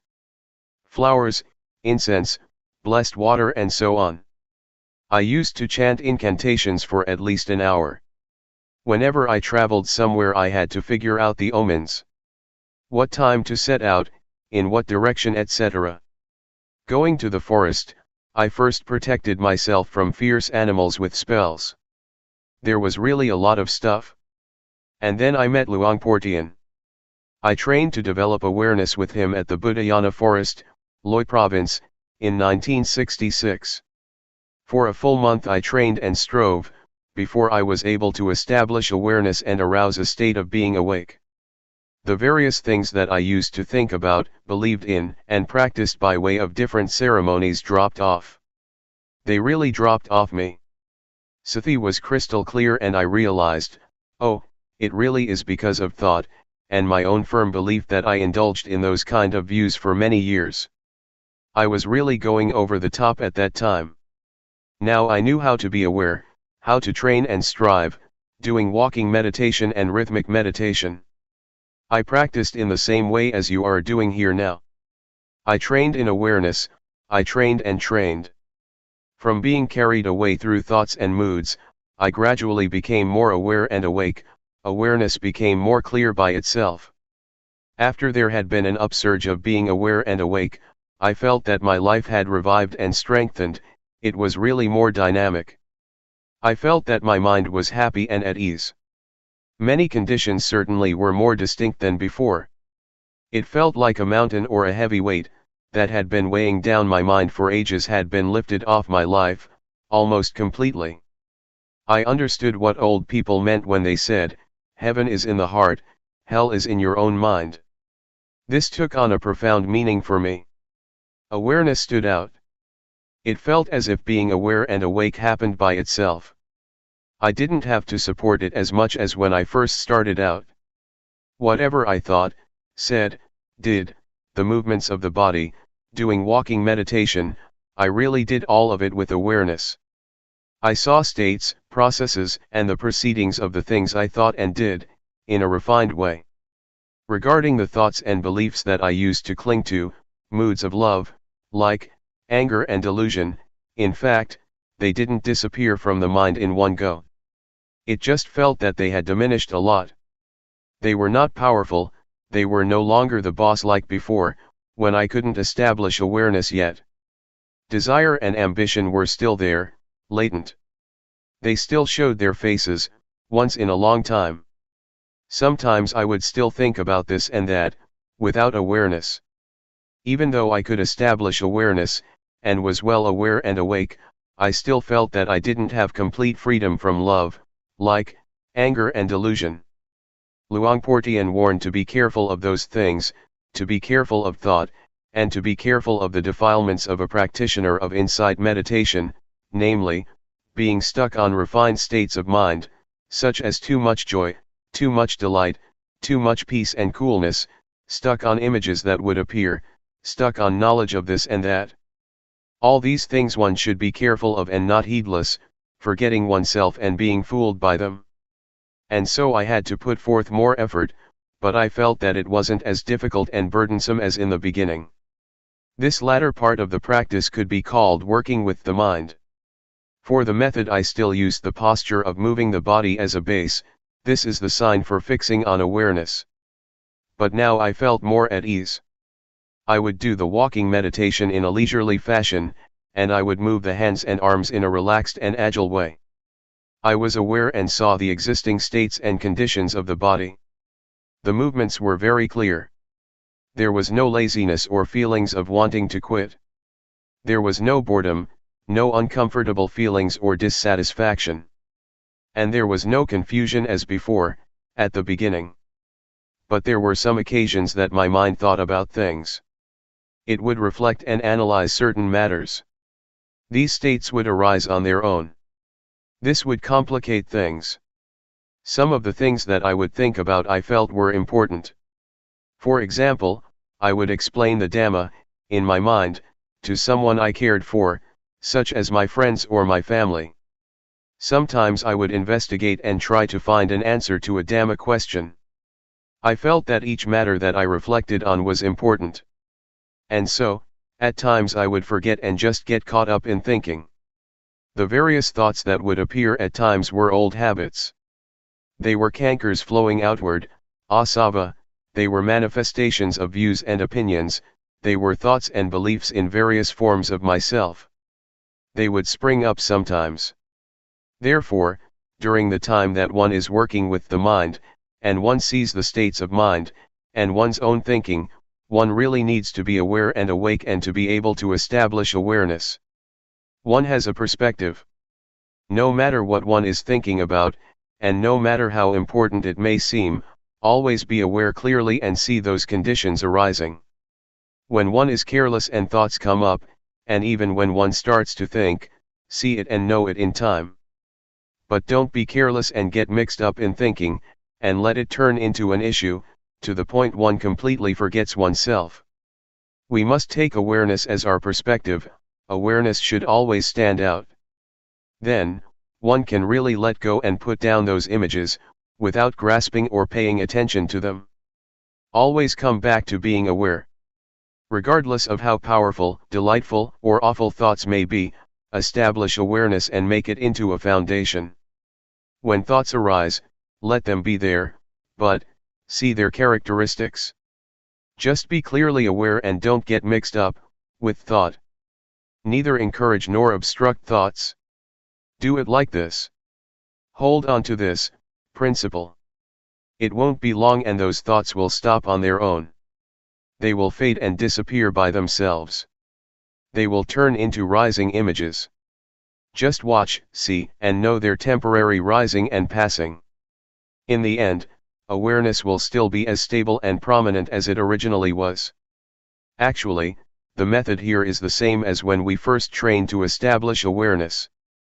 The only difference is that, in the beginning of our training in the development of awareness, we put emphasis on establishing awareness, on breaking through the encirclement of the various objects, and so we give emphasis to focusing on the movements of the body.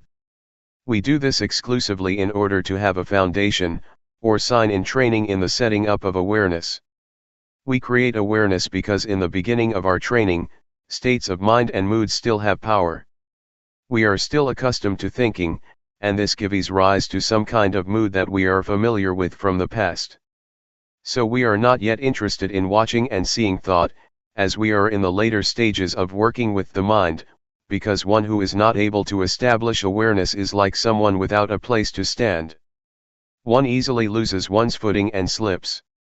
When we watch thought or powerful moods, we get drawn into feelings of like and dislike. We tend to get carried away with things that look as if they're easy to watch. We can't yet differentiate between the object and awareness. Even though we know and see that we experience a certain condition, we are still not able to give it up and put it down. For this reason, one is taught to make effort with one aim, namely to train in order to be able to establish awareness, to be aware and awake, to be ready, including all things. This is the priority. Make use of the postures and movements of the body as signs, and exercises to train in focusing on awareness. No need to be very concerned with thought or your state of mind. When we get to the point where we have established awareness, the mind is awake and we have a perspective on life, that's it. Now we have the ability to face thought, to see the mind, to see the stream of our own thinking in a straightforward way, without our mind slipping and sliding, getting caught up in thoughts. Therefore, only someone who knows how to set up awareness will be successful in working with the mind, someone who arouses both awareness and a sense of being awake. This period is important for getting to know oneself in a straightforward manner. One comes to know how to let go and put down one's moods, thoughts, beliefs, and conceited opinions, really becoming absolutely free. What kind of character and disposition did we used to have? What kind of things did we think about and believe in? To what extent did we have moods of love, anger, and delusion? We will really see our mind states, clearly as they occur, in a simple way.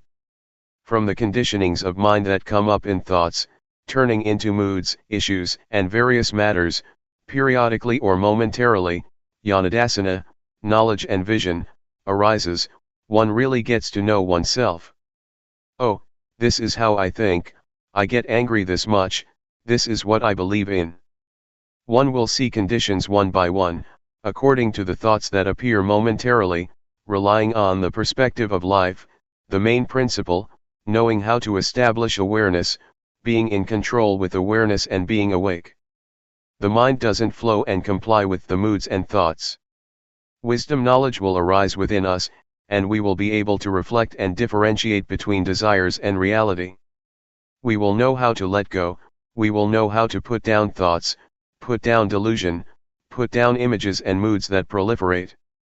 We can pull ourselves out of thoughts and beliefs we used to cling to, and were firmly convinced of. Clinging is loosened and one returns to awareness that has never been so striking before. Views and opinions of all sorts get demolished more and more, one after the other. And in the end our minds are made smooth. Our minds don't go back to creating suffering and problems through concoction anymore. It has all been demolished. Proliferating thoughts, sankhara, that used to be so powerful and used to create heavy suffering in our lives and our families, are finally done with, their poison is really gone. Life is smooth. One is able to conduct one's life with intuitive awareness, sati sampajanya, as the prominent factor. One is able to be creative and perform one's duties and obligations as one should. One is calm, composed and endowed with discretion. One is able to reflect and discriminate A from B. One is really absolutely free and independent. Well, what I've said today was an introduction, and a pointing to a line of practice to train oneself. I have made known the teachings of the Buddha and done the duty of a Buddhist. I have done what a bhikkhu, monk, should do. There is this saying of the Buddha, arogaya paramalabha, being free from disease is the greatest gain. This refers to what I've been talking about, it refers to our lives, it refers to this method of practice. In the old days, the monks would go all over the country, and propagate the teachings on the end of suffering in the marketplace, or wherever many people would gather. It is the highest gain. It is eternal life. I think that I have performed my duty in a complete way, and have satisfied the request of the abbot of this monastery. This talk was given in a branch monastery in the south. May all of you, who have lent an ear, take up what has been said for contemplation, and put the various reflections and perspectives into practice. Determine to train and cultivate yourself, so that you will attain the paths and fruits of practice according to your aspirations. The art of knowing directly. I bow to the Triple Gem, the Buddha, the Dhamma, and the Sangha. I pay respects to the senior monks and all my colleagues in the Dhamma. May all lay practitioners prosper in the Dhamma. You've come here to listen to words. If you remember the words having listened to them, then you will receive something that is fake. But it is necessary to speak and teach. Talking in order to give rise to knowledge and memory is easy, it's easy to teach and understand. There are teachers all over the place. All of us sitting here now, at a monastery where a retreat is held, have knowledge of good and bad, of right and wrong. Everybody knows that. For example, we know that anger and suffering are no good. We know that, but we still suffer and still have anger. Now, in real teaching we have to teach ourselves, we have to teach ourselves to really understand. We might learn some things from others, it will make it easier to remember, but real teaching we have to do ourselves. In talking today we are all friends, spiritual friends. On this occasion we all become fellow practitioners, so that we can meditate and practice together. This is a good thing and it is right. In real teaching we have to teach ourselves. Even talking and listening are practices in themselves, practices in developing awareness. Don't be united in anything other than developing awareness. Be aware, pure awareness. Be aware in a straight and direct way, straight and direct sati. Feel the body directly, in a straight way. Be fully aware, don't let there be anything in front or behind. This is called really teaching oneself. Let awareness move around, let it be with the body, with rupa. And let awareness see the mind. When there are thoughts, don't prevent or obstruct anything, give awareness the full opportunity to see. As for the body, know directly and straightly, know purely. Use and search for whatever ways that makes you have awareness within your body. Make it direct and straight, know immediately. But some people don't do it like this. Before, I was the same myself, I didn't know directly and straightly. I reserved it and knew other things and there were thoughts. Why do we do it like this? One goes and uses reasoning, figuring out what is right and what is wrong. Like this is right. There is like and dislike. Why do we practice like that? What's the point of knowing this and that? For example, when we are aware, we ask ourselves, am I aware or not? Is this sati or not?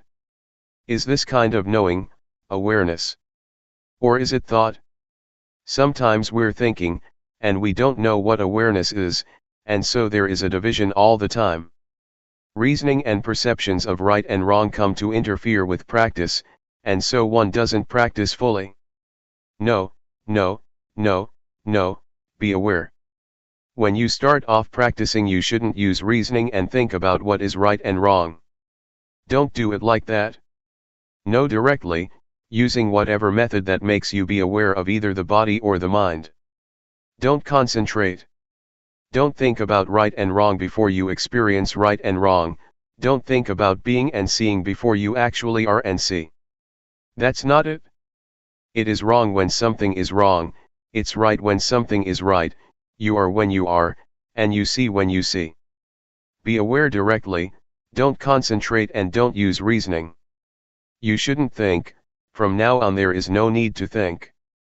When there is awareness of the body and the mind for a long, long period, seeing automatically occurs.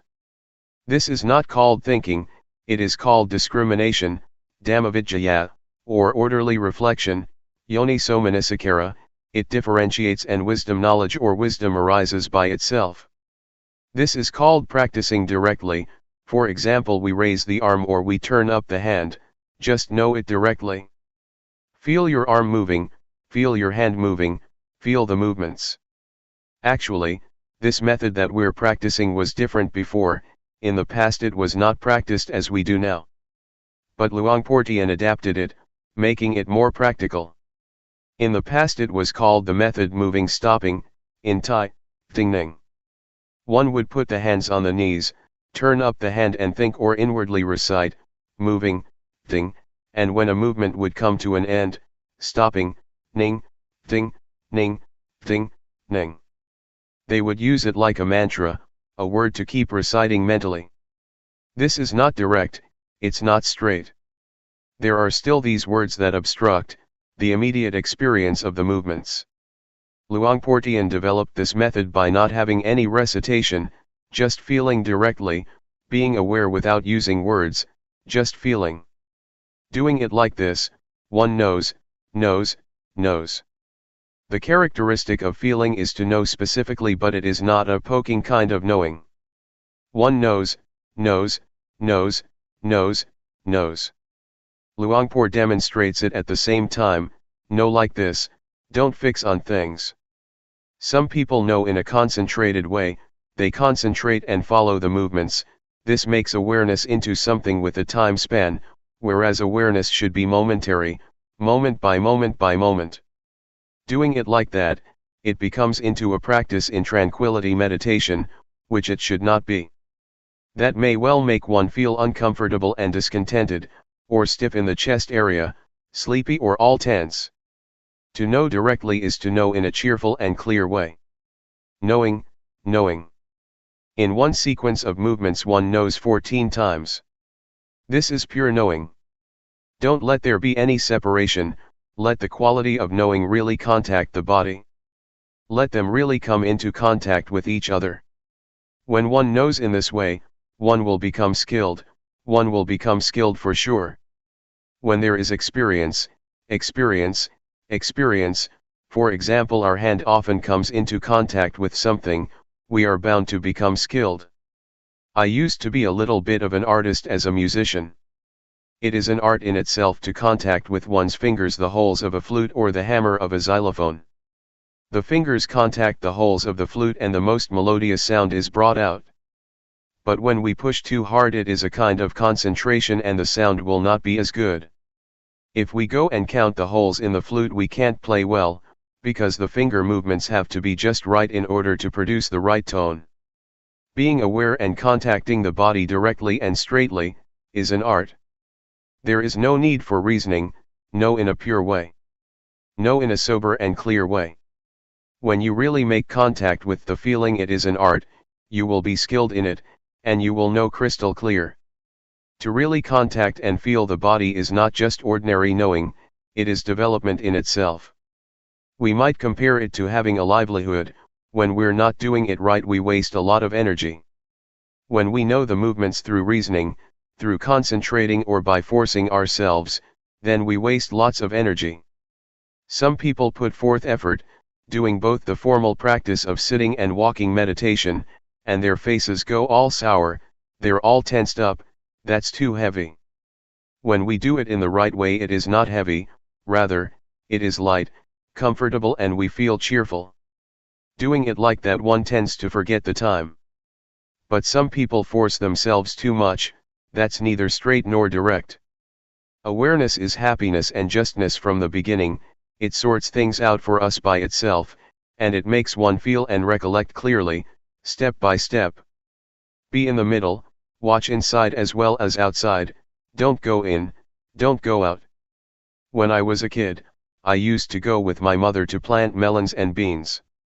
When the rains would start and my mother would plant the seeds, she used to say, "If people eat it, it is merit, if birds eat it, it's a gift, if birds eat it, it is merit, if people eat it, it's a gift." This attitude makes one feel at ease. But without this attitude, we may do things thinking this way and that about making a profit or making a loss. This is wasting energy. Sometimes we even count the days, I've practiced so many days already, and I still don't have any knowledge. Some people do know, it's so easy for them. One gets bogged down in thought like this and one cooks things up. The result is that it is our thinking, our delusion that is practicing Dhamma. We practice but we still get deluded. We know and then we don't know, we stay with the knowing and then we are without the knowing, we're doing it wrong and then we do it right. When one is caught up in thought, how is one going to see thought? It is like being inside a cave. When I first started to practice, Luangpor Teean told me to go inside my hut and said, "Close the door." "It's closed, Luangpor." He asked, "Do you see outside?" "I don't." "What do you do in order to see inside as well as outside?" "Open the door, Luangpor." "All right, open the door." I opened the door and stood in the middle of the entrance. Luangpor Teean asked, "Do you see outside?" I said yes. "Do you see inside?" "Yes." "This is the way to do it like this." Having said that, he disappeared. What does it mean? It means to know directly. Don't be caught up in thought, don't go for it, don't be it. Don't be the one who is wrong or right, the one who gets or doesn't get. If it is like that, it's like there is a screen preventing us from seeing, there is no directness, no straightness. There is no openness and nothing is revealed. Just awareness, not wanting, not being. Try it out, knowing directly. Take one step at a time.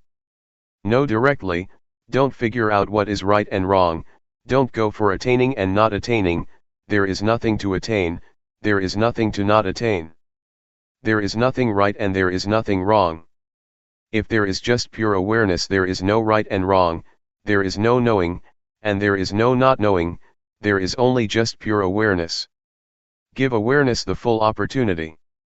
Just as with planting rice, if we don't plant it well, it won't come up. It's the same with chilies, eggplants, and fruits, they need to be planted properly. But if we know how to plant these things, it will be just right and there will be a balance, the roots will sprout and the plants will establish themselves. If we plant them in the wrong way, the roots won't flourish and they may break, the wind blows and they shake about. We have to keep replanting them, and the end result is that they don't grow well. Try it out. I'm teaching you, so that you will practice, I'm not talking just to give you information. We have come here and so we must try and practice. Practice directly and straightly. At one time I returned from Singapore, and I stopped over at Hat Yai, south of Thailand. Somebody brought a Westerner to see me. This Westerner said in a straightforward way, "There is no need to teach me anything, just tell me what to do. I know many things already, so it's better to tell me what to do rather than to teach me things." What do you think of that? I feel that that is very good. So I told him how to start. Kamma means action. It means to feel. Do you know the movement of turning up the hand? Do you know the movement of raising the arm? No, no, and no. I had him practice like this for half an hour, and after that I showed him how to do walking meditation. Know every step that you walk. Whenever he took a step, I knocked him with my hand on his arm, no like this, no like this. Knowing, knowing, feeling. I had him walk for half an hour and then called him over, and let him do the rhythmic meditation in the sitting position again. He got into contact with sati, with awareness of the body. I asked him, just now, you were aware of the body, did your mind think of other things? No. One is right here, one knows right here. Have you ever known like this for a long time, let's say for a whole day? Never. What about 1 hour? No, never. He just learned about this now. This is how I taught. This point is the point that we, as Thai Buddhists, are lacking in. We are not lacking at other points, it is this point. This is the point where Buddhism comes into being. The Buddha, Dhamma, and the Sangha arise right here, that is to say their qualities. We have to give rise to them right here, this is their birthplace, the birthplace of the state of being Buddha that knows, that goes in and knows. Don't destroy this state. And so we have opportunities, we have places such as this one, it is not as if we practice because it is the fashion. We don't advertise that we do anything else. To perform rites and rituals, make merit and offerings and so on is not the right way. To do it right in line with real awareness one has to practice like this. We have to spur each other on to practice, to live like this. The activities of Buddhism have to start off with this method, we can't deny it. We need places and the environment, and we have to persuade each other to come and practice like this. In the mornings and evenings, there are Dhamma talks as well as practice, this gives good encouragement. And so we come together to practice in this style. What I'm saying now is not for memory, it is for practice. Putting it into practice in our bodies and minds, coming into contact with ourselves. When I use the word sati, we know, we feel it at the same time that we hear it. The things I talk about exist in us, they are there, in all of us. The more I talk, the more we see ourselves. What do we see? We see what I'm talking about. For example, feeling, we all feel, even when we don't do anything in particular. When we are skilled we don't necessarily have to make movements with the hands and arms, we just sit there. Feelings are there already, the blinking of the eyes can be felt, breathing can be felt. The quality of knowing that knows the blinking of the eyes, is feeling, it is sati. The quality of knowing that knows breathing, is feeling, is sati. Even when we don't do anything special, there is awareness, no matter where we are, even when we just sit there, there is awareness. Spiritual friends, inner sages, the paths and fruits of practice. May the words I speak be your spiritual friend, Galyana Mitta, awareness is our spiritual friend. Associate with these things, associate with the sages, I don't mean to associate with this or that person, that is good also, those are the external sages, but the real sage is within, awareness. Try to associate with awareness for 7 days. To know directly and straightly is called, associating with the sages. Do you see that? When the Buddha expounded the first discourse, Dhammajjokhappavatthana Sutta, to the group of 5 disciples, the Brahmin Gondhanyo, opened his Dhamma eye, reached the first stage of enlightenment. He was the first monk disciple of the Buddha. A few days later, the other 4, Vappa, Padya, Mahanama and Asachi, also opened their eyes. The Buddha pointed to and talked about, the 2 extreme modes of practicing which should not be followed through, Gamesu Gama Sukali Kanu Yogo, and Athahiki Lamatanu Yogo. The path is the middle way, the path for the mind to walk, the path of the mind is called, Magga. Magga or the path, is this awareness. Awareness or the quality of watching, of seeing, of knowing, is called the path. Whoever is always aware is walking the spiritual path. The path is a vehicle, it is as if one rides in a vehicle that leads one onwards. As the Buddha mentioned the path, Gondhanyo was practicing in awareness. Finally, the Buddha presented the Anathalakkkhana Sutta, the discourse on the characteristic of not-self, as follows. Is form permanent? Answer, no, it isn't. Does something that is impermanent have value or not? It doesn't. Should something that is qualityless be clung to, as a self or oneself? Obviously not. This way of teaching by the Buddha, by inquiring, is not telling people, rather, people see for themselves. This is teaching in order to see. In actual fact, one teaches oneself. Another person can teach one to know, but in order to be, one has to teach oneself. Can you do it now? Do you have awareness within your body yet? Try again. When walking, feel it, feel it. Sometimes thoughts come up. What do you do when that happens? Well, be aware. Be aware. Focus. Know the body, as it is moving. When there is awareness, are there still thoughts coming up? Can you solve the problem this way? Can you change thoughts into awareness? You can. As soon as awareness arises, the thoughts stop. So, know the movements of the body well. A thought comes up one time and one knows the body one time. This knowing is the right way to teach oneself. Teach yourself often. The more thoughts the better. But some people are interested whether the thoughts are right or wrong. They think that thinking is wrong. On thinking, see the thought, there is no right or wrong, there is just seeing, seeing thought, knowing thought. As soon as one feels that there is a thought, everything comes to an end. On seeing thought, skill arises. The state of seeing thought, seeing it often, is an art. It is like seeing somebody's face. When you see somebody for the first time, you might forget again, but when you see somebody many times you become familiar. This not just ordinary knowing, you know his or her character, what kind of person this is, whether you should connect with him or her or not. Some people see thought, and think that it is wrong. When a thought pops up, it's wrong. This is wrong understanding. That's not right. This is similar to that time that I was up at the monastery on top of the hill at Bohom village, Luangpor Teean's village, in my early days of practice. Luangpor Teean wanted me to stay there at that time. There were many people practicing. I was doing walking meditation with another monk. He was lower than me because it was a hill. When he got tired he sat down, and then I heard these strange slapping noises, pat, pat. He slapped his own head with his slippers. I walked over and asked, "What are you doing?" He said, "The mind thinks all the time, I don't know why, it's crazy." This is not seeing thought anymore, he got caught up in it for sure. He was punishing himself for it.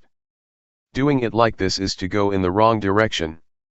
It is like planting rice and pulling it out again, they won't take root, there won't be results. Therefore, when thought arises, don't consider it to be good or bad, just see it directly. Thought is useful, we'll get to see it. There is nothing wrong with it. Thought arises, that's good, we'll see it and be aware of it. Knowing it in a cheerful way. On seeing happiness you go, on seeing suffering, heat, cold, This is Vipassana, insight, in small ways. This is being a meditator. If you are the one who is right or the one who is wrong, then you have taken birth and you are caught up, you are still deluded. There is no knowing. This quality of knowing is completely neutral. It can be applied to anything, it is absolutely fair and can be used with everything. We're not looking for faults, I don't like wrong, I like what is right, I like knowing, I don't like not knowing, it is not like this.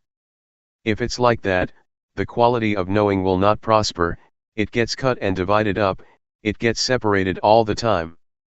Do you understand what I'm saying? Have you realized this? When you know, are you satisfied, and when you don't know, do you feel sad? When it's wrong you feel ill at ease, and when it's right you feel good.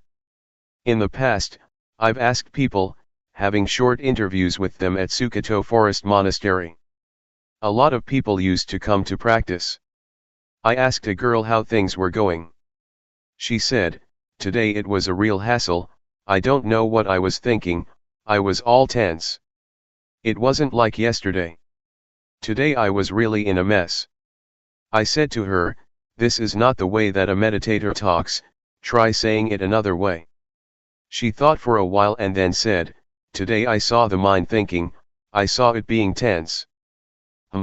That's the way to talk. In the first version she was caught up, but in the latter she saw it, she became smart. The words I am, are no good, the words I see, are fine. Do you understand? What is it like for us here? Being or seeing? This is the point of separation. Insight, Vipassana, does the separating, at this point. Things are melting, being digested, dissolving into emptiness. Until there is no self. The way to arrive at the path and fruits of practice, is by this way. This exists within us. It shows us the way. The path is sure, the path is to watch, to see. The things that arise with the body or the mind, they arise so that we can watch and see. Do you see? Especially in the mind, there are lots of things that come up for us to look at. Has there been any gladness these last few days? Did you see it? Have you ever seen happiness? Have you ever seen suffering? These things come up for us to see them. What about satisfaction? Have you seen it? Dissatisfaction. This is the path. If one sees, then there is the path. The middle way. The way to get to the path and the fruits of practice is right here. At the point of seeing and not being caught up. Things arise in order for us to see. Some people may experience tension, do you see tension? Some people may experience dullness, do you see dullness? Others may see thought. Do you see it? One cannot grasp hold of the mind, there is just seeing and seeing. Develop this state of watching and seeing a lot. Develop the quality of seeing a lot. See the body moving, see the raising of the arm, see the lowering of the arm. Know and see. Knowing and seeing. When things arise that we don't want, things that we didn't intend, see that also. For example, thought, we didn't ask for it, it just arose. When we see thought, thought comes to an end. When we fix our awareness, the quality of knowing does not fail, as we might think. It is good to have thoughts arising. This way we get to see them, see the mind thinking. Sometimes many things come up, happiness, for example, and one is smiling inwardly. Don't grasp it, don't be it. Establish yourself on the specific characteristic of a meditator, watching, seeing, and not being. This is not wrong, and this way you won't waste time. But some people get caught up and waste lots of time. They get caught in joy, calmness, visions, defilements due to insight, analytical knowledge, and all sorts of things. They fall in the well of knowledge, and know this and that. One wastes lots of time this way. There is no need to know all that but see it. It is like coming here by car from another province, on arriving here there is no need to teach about the things that one has seen as one passed through. But some people will stop and rest when they get to a nice shady tree, others get sunburned. They get caught up and grasp onto the states that they come across. Just pass through. Don't want anything. Some people want this and that, right and wrong. This is desire, I want. This is not right. Especially when it comes to the mind, one cannot grasp hold of it, there is just seeing and seeing. When there is real suffering, the Dhamma becomes valuable. Maybe some people don't understand. Never mind. I'll just talk anyway. When you're in a bad way, you may search for it, and it may be useful at that time. Yesterday I talked with Luangpor Teean. He said, with what I'm saying I'm not giving people knowledge now, that may not be possible, but in another 20 to 30 years from now, people may come to realize it, or when they are down and out, because they have heard these teachings, they may look for a way out and practice until they know. For example, I say, don't be caught up, watch. Maybe, when we bear great hardship, we suffer and it hurts a lot, that we recollect what I said, watch it. And then we watch. The state of watching will probably help to solve the problem. When we come into contact with the state of watching, we might be released and liberated from that condition. We may be able to let go and put things down. At present, there may still be plenty of excitement for things, maybe we want this and that, there is no suffering yet. But when suffering arises, Dhamma will be valuable. So I'll talk just in case, so that you may hear it. But actually it is not beyond us to practice, and that is why we meditate. Intention is what classifies beings. Let's start from here. We watch the body, really feel and make contact with it. Sometimes, as we're watching the body, something comes to interfere and it makes us lose it, it incites delusion. Thought, for example, or drowsiness, and the various hindrances. 5 hindrances are listed by the Buddha, namely sensual desire, ill will, sloth and torpor, restlessness and worry, and doubt and uncertainty as the last. It is our chance to see them, to see that which is wrong and that which is right. See both right and wrong. This is called having arrived on the path. The things that make us deluded, such as the hindrances and proliferating thoughts, will be seen by us. But some people go and get caught up in them. These things are not without value, they teach us valuable lessons when we get deluded. But some people judge delusion, considering it to be wrong. This is a cause for failure in practice. It is not like that. When there is delusion we give rise to knowing, this is a valuable lesson. In this way we get experience, the moment delusion is there once, we have one valuable experience.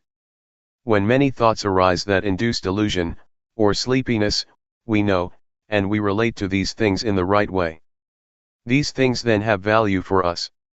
It is like learning at school, the teacher teaches when the children make a mistake. He or she teaches how to write the letter A.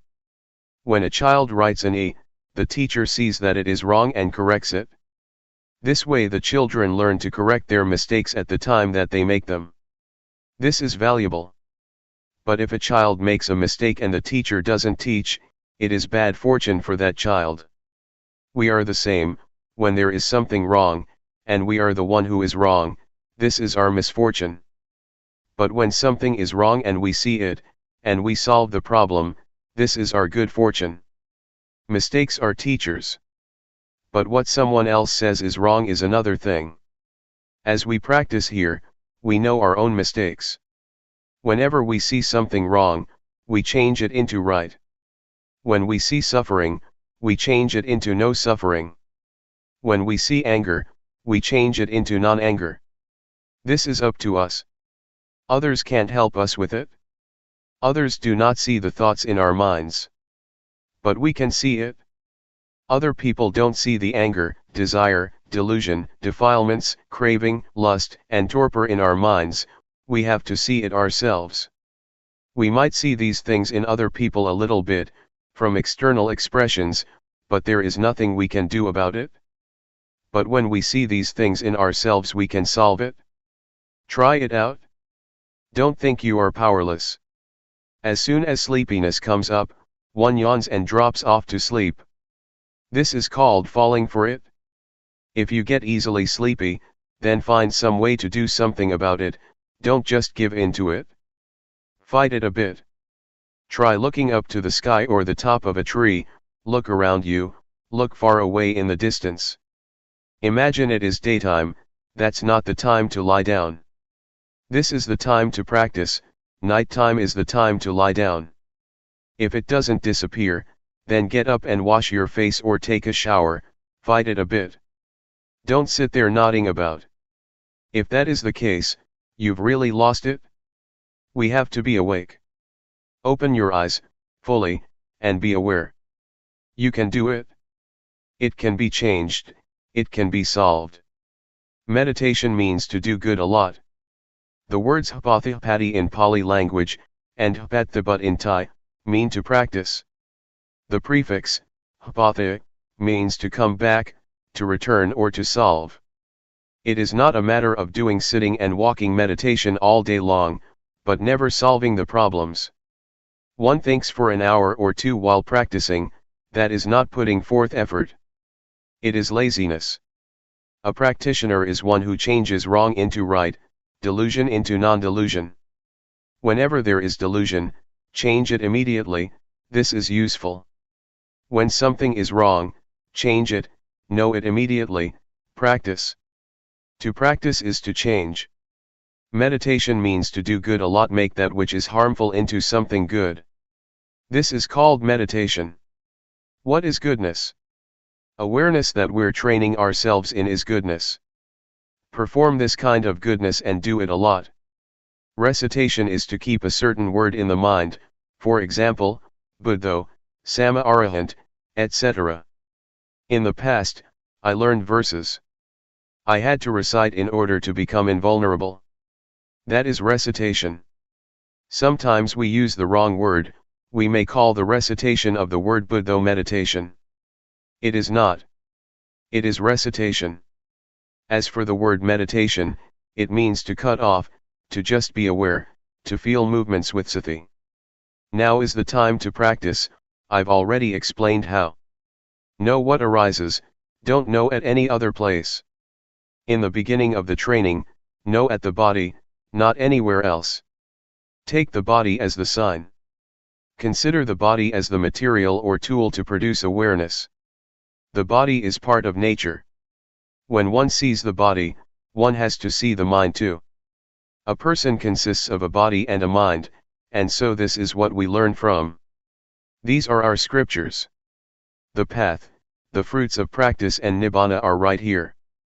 The hell realm, the hungry ghosts, and the thick-headed demons, are to be found right here. Realize this. Don't be fooled by things. Don't let the body or mind fool you. This mind can be developed to the end, until there is no more suffering. To be aware is to study. Awareness or sati will become skilled in the ways of the body and mind. It is right here where you will finish your studies. Students study at various institutes, when they finish they have what you call a PhD. But awareness is the real study. The word study means to integrate. One sees sila, samadhi, and jnana. It is awareness that studies the body and the mind, until it is skilled. It could be called full knowledge, paranyat. As I said this morning, there are three kinds of full knowledge. 1. Yatha paranyat, full knowledge by way of recognition. 2. Dhyana paranyat, full knowledge by way of clarification.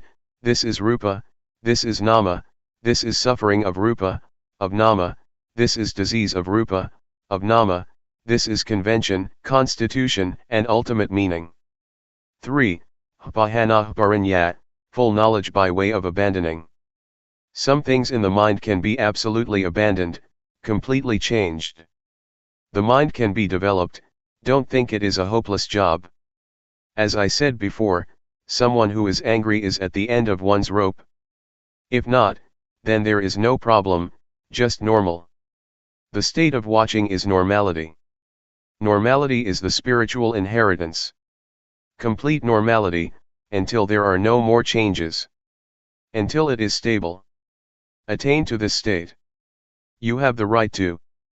The thing that leads one to normality is the state of watching, watching and seeing, and having seen not being caught up. The mind returns more and more to normal, it becomes pure. The pure mind does not get concocted. This is the spiritual life. The spiritual life doesn't mean a shaven head and yellow robes. The living of the spiritual life is this. Awareness.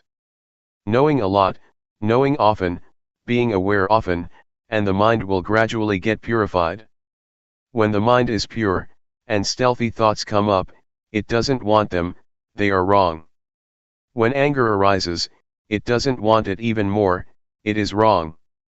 Restlessness, defilement, and worry, that's not it. That's not normality. The mind is like that, if it is not right, it doesn't want it. The mind sees and solves, It sees and doesn't want. But some people don't know, they'll take on everything. They go for happiness, delusion, like and dislike. They get caught up in all things. This one mind can be caught up in thousands of things. Then there is no freedom. No spiritual life. No purity. No normality. This way of practicing of us has definitely not changed for over 2,500 years. It still stands up to verification. It is a science because it stands up to verification. The religion that will lead the world is Buddhism. These days, scientists say that the religion that will lead the world is Buddhism. Women will lead society, men will be followers. Buddhism will be the leading religion. Especially this method of using movements through the rhythmic meditation is very popular with educated people everywhere, both in Thailand and abroad. The reason for this is that it can be experienced. It is because we teach people what is true. Try it, raise your arm, do you feel it? This method of knowing challenges people, it can be proven, there are results. It is not limited to sex, age or nationality. It can be used and contacted by all. This is the most universal method. It is our good fortune that 30 years ago it was Luangpor Teean who set the fashion. It is most appropriate to every sex and age group. As Luangpor Teean used to say, don't take age to be an obstacle, awareness is the same for all. Therefore, I say that it is appropriate, that it is universal. It is not important whether one is male or female, whether one is educated or not. Just be aware, that's all there is to it. Nowadays it is getting popular. I have taught in many countries, I let people test it out. And everyone accepts it. It is real. It is a science. The body and the mind really exist, Sati really exists. When awareness comes in to know the body and mind, then all things are stopped or tamed. This is the result of being aware of the body and mind. This is the most complete development of life, all suffering disappears, one gains good health and even the economy becomes better. Jump when you fall of the ladder. Before I came here, I gave a talk at Mukdahan province. I talked about the same thing. I'm not boasting, but since I've been practicing I hardly ever get sick, my health is really excellent. That is because of the development of life and I'm looking after it. The Dhamma will protect one. The Dhamma inevitably looks after the practitioner. So don't doubt. We try to be aware, there is no beginning and ending, as with this retreat that started on January 20, 1996 and ends on January 28, 1996. Try to understand, experience awareness, and when you go back home, watch. Watch yourself while sweeping up, washing clothes and doing the dishes. Prepare yourself, it may be useful. Jump when you fall of the ladder. This is a simile for dying. This may turn into an art. Now, we're not falling of the ladder yet, we're not using this knowledge yet. But it is good to know about it now. Maybe when the time comes, we'll use this knowledge so that we don't get our skull cracked. Maybe it will be a kind of sport. Luangpor Teean used to say that it really is like that. Now, we are still alive, the breath still goes in and out. But when the time really draws near, this knowledge may be our close friend. Luangpor Teean said that, even though we don't have realization now as we practice, but about 10 to 20 minutes before we die, we may get it, it may be useful. During the Rains retreat last year, my uncle died. Before he died I went over for a chat. He was a Dhamma practitioner, he practiced up to the final stage. He said that now he was fine, he could control everything. Whatever I asked him he could answer. But if you're not in control, then don't be downhearted. Don't cry and don't think of other things. The present it right here. It is here, where one is not caught up in anything. One is watching things. But if you don't have control you may be dumbfounded. Whatever arises is an object. Children, don't be alarmed, just watch it. Right now, Father is watching it. There is nobody who is born, nobody who gets old, nobody who is sick, and nobody who dies. This is investigation, it is safe, there is just seeing.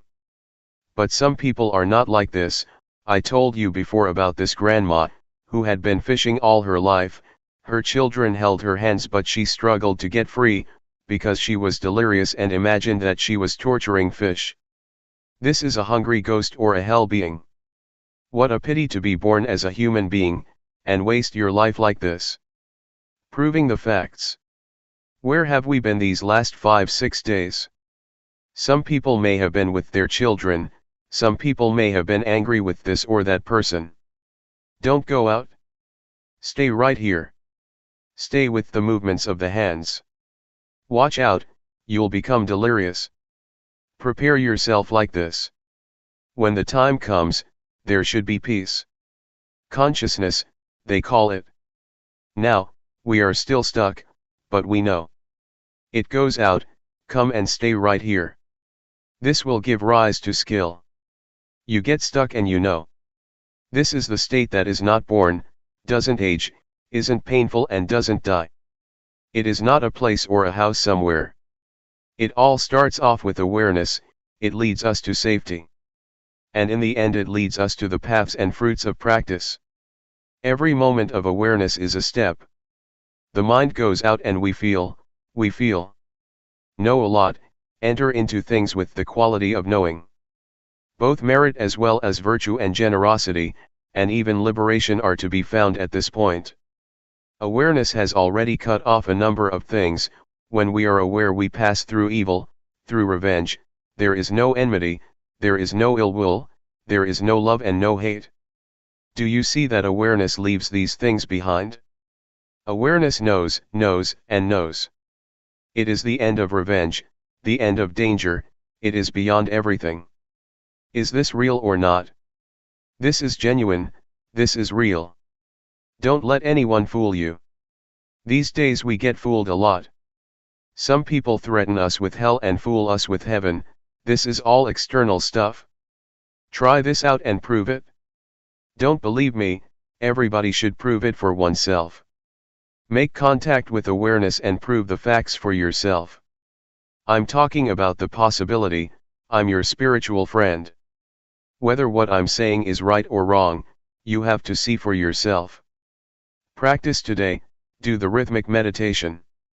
Be devoted to just this, with your whole heart. Do it fully. Whether you do walking meditation or do the rhythmic meditation, sitting under a tree, try to arouse awareness. Little knowing will turn into knowing more. This is our inheritance, our noble treasure. Build it up, you're still alive. Don't wait until you're dead, build it up now. Alright, what I've said comes from the way it is, it's not coming from memory. The things that I've been talking about, exist in everybody who is sitting here. With good intentions towards all beings that are determined, may all good qualities and the goodness that we have performed, be the power that will support and send you to the realization of the way it is, which is safety and immortality, no birth, aging, sickness, and death. 2 Dhamma fragments. A. Instructions. B. The straight way. Instructions, given at Buddha Mandala. The formal practice is really a formula in itself. One lifts up one's hand and one really knows. Raising the hand, one knows, lowering the hand, one knows, moving the head, one knows. No need to ask anyone.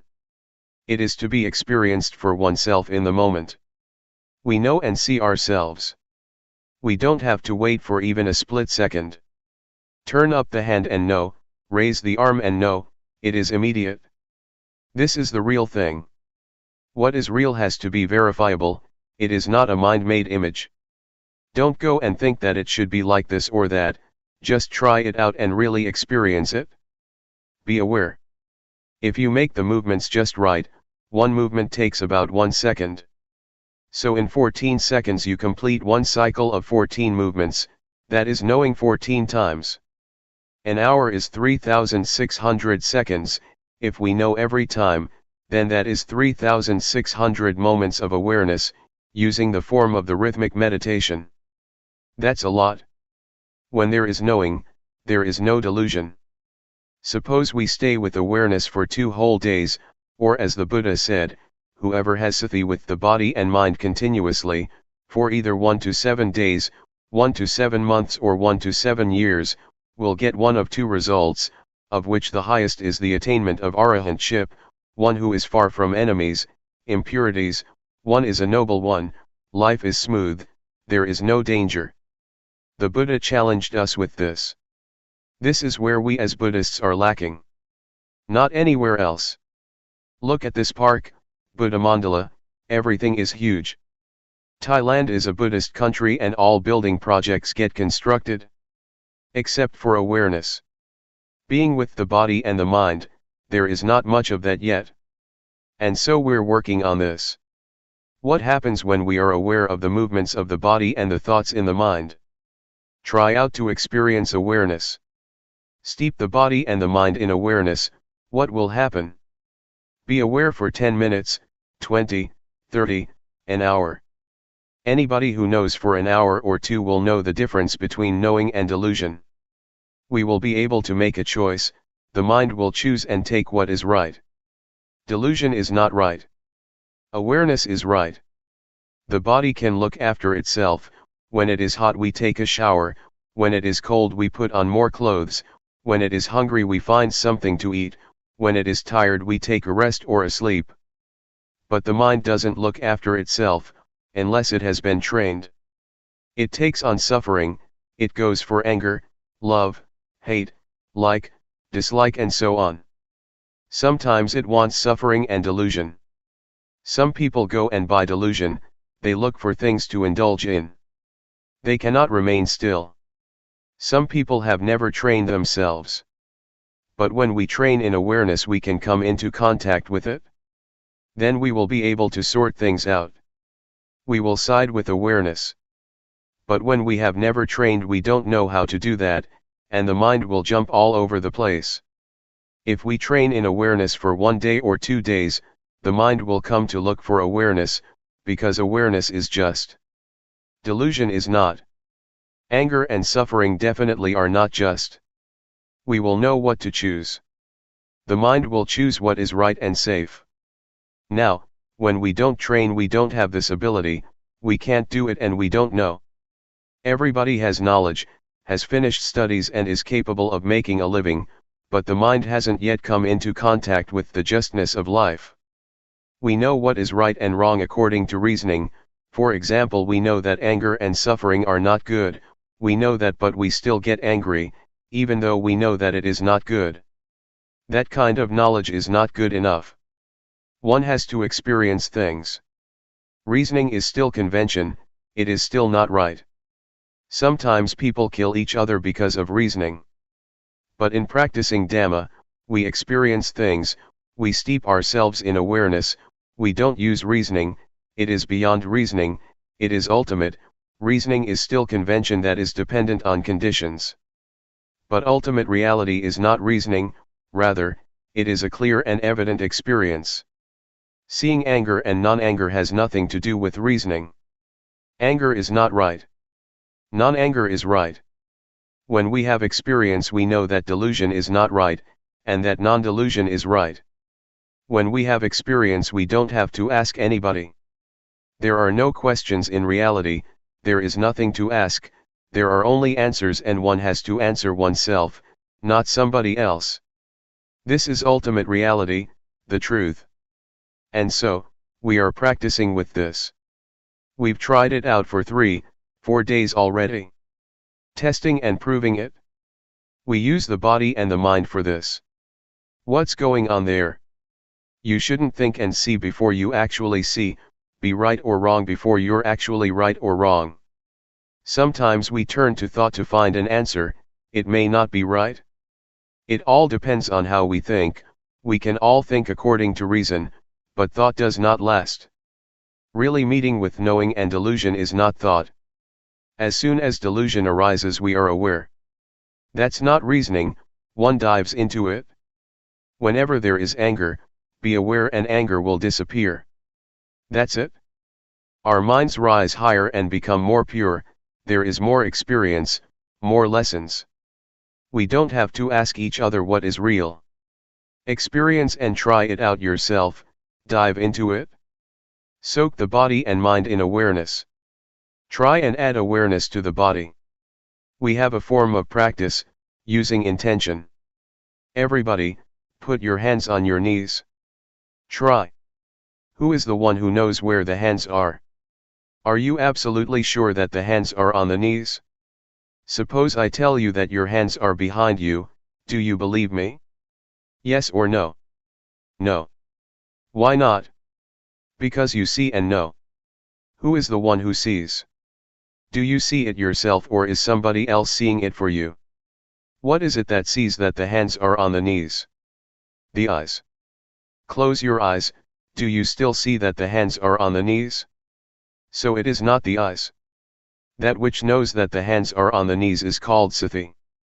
The word satipatthana means the foundation or establishment of awareness. Establish the hands on the knees and be aware of them. Turn up the right hand. This is not the same as when it was still flat on the knee, is it? Are you sure? Raise the arm up a bit. Don't tense up or concentrate. Do it lightly and know. Now move your right hand to your abdomen. Then turn up your left hand. Raise the arm. Now put your left hand on top of your right. Do you feel what's going on? Where are your hands? You know. Slide the right hand up to the chest. You know. Move it out to the side. You know, don't you? Come down to the knee with the hand on its side. Then turn it over. Do it at ease, smiling inwardly. Don't say it is difficult. Move your left hand up a bit. No. Move it to the side. No. Lower it to the knee. No as it comes down. No as you turn it over. Each time there is awareness. If we would count we would get 14 times, 14 movements, 14 moments of awareness. Make it into a rhythm but don't count. No, no, no. No each second. Don't do it too slow. When you lose it, come back. Feel the hands. Don't lose it, don't concentrate, don't count. Know each time, as separate movements. This kind of knowing is not a continuous state, that would be tranquility meditation, and one won't see thought because it doesn't arise.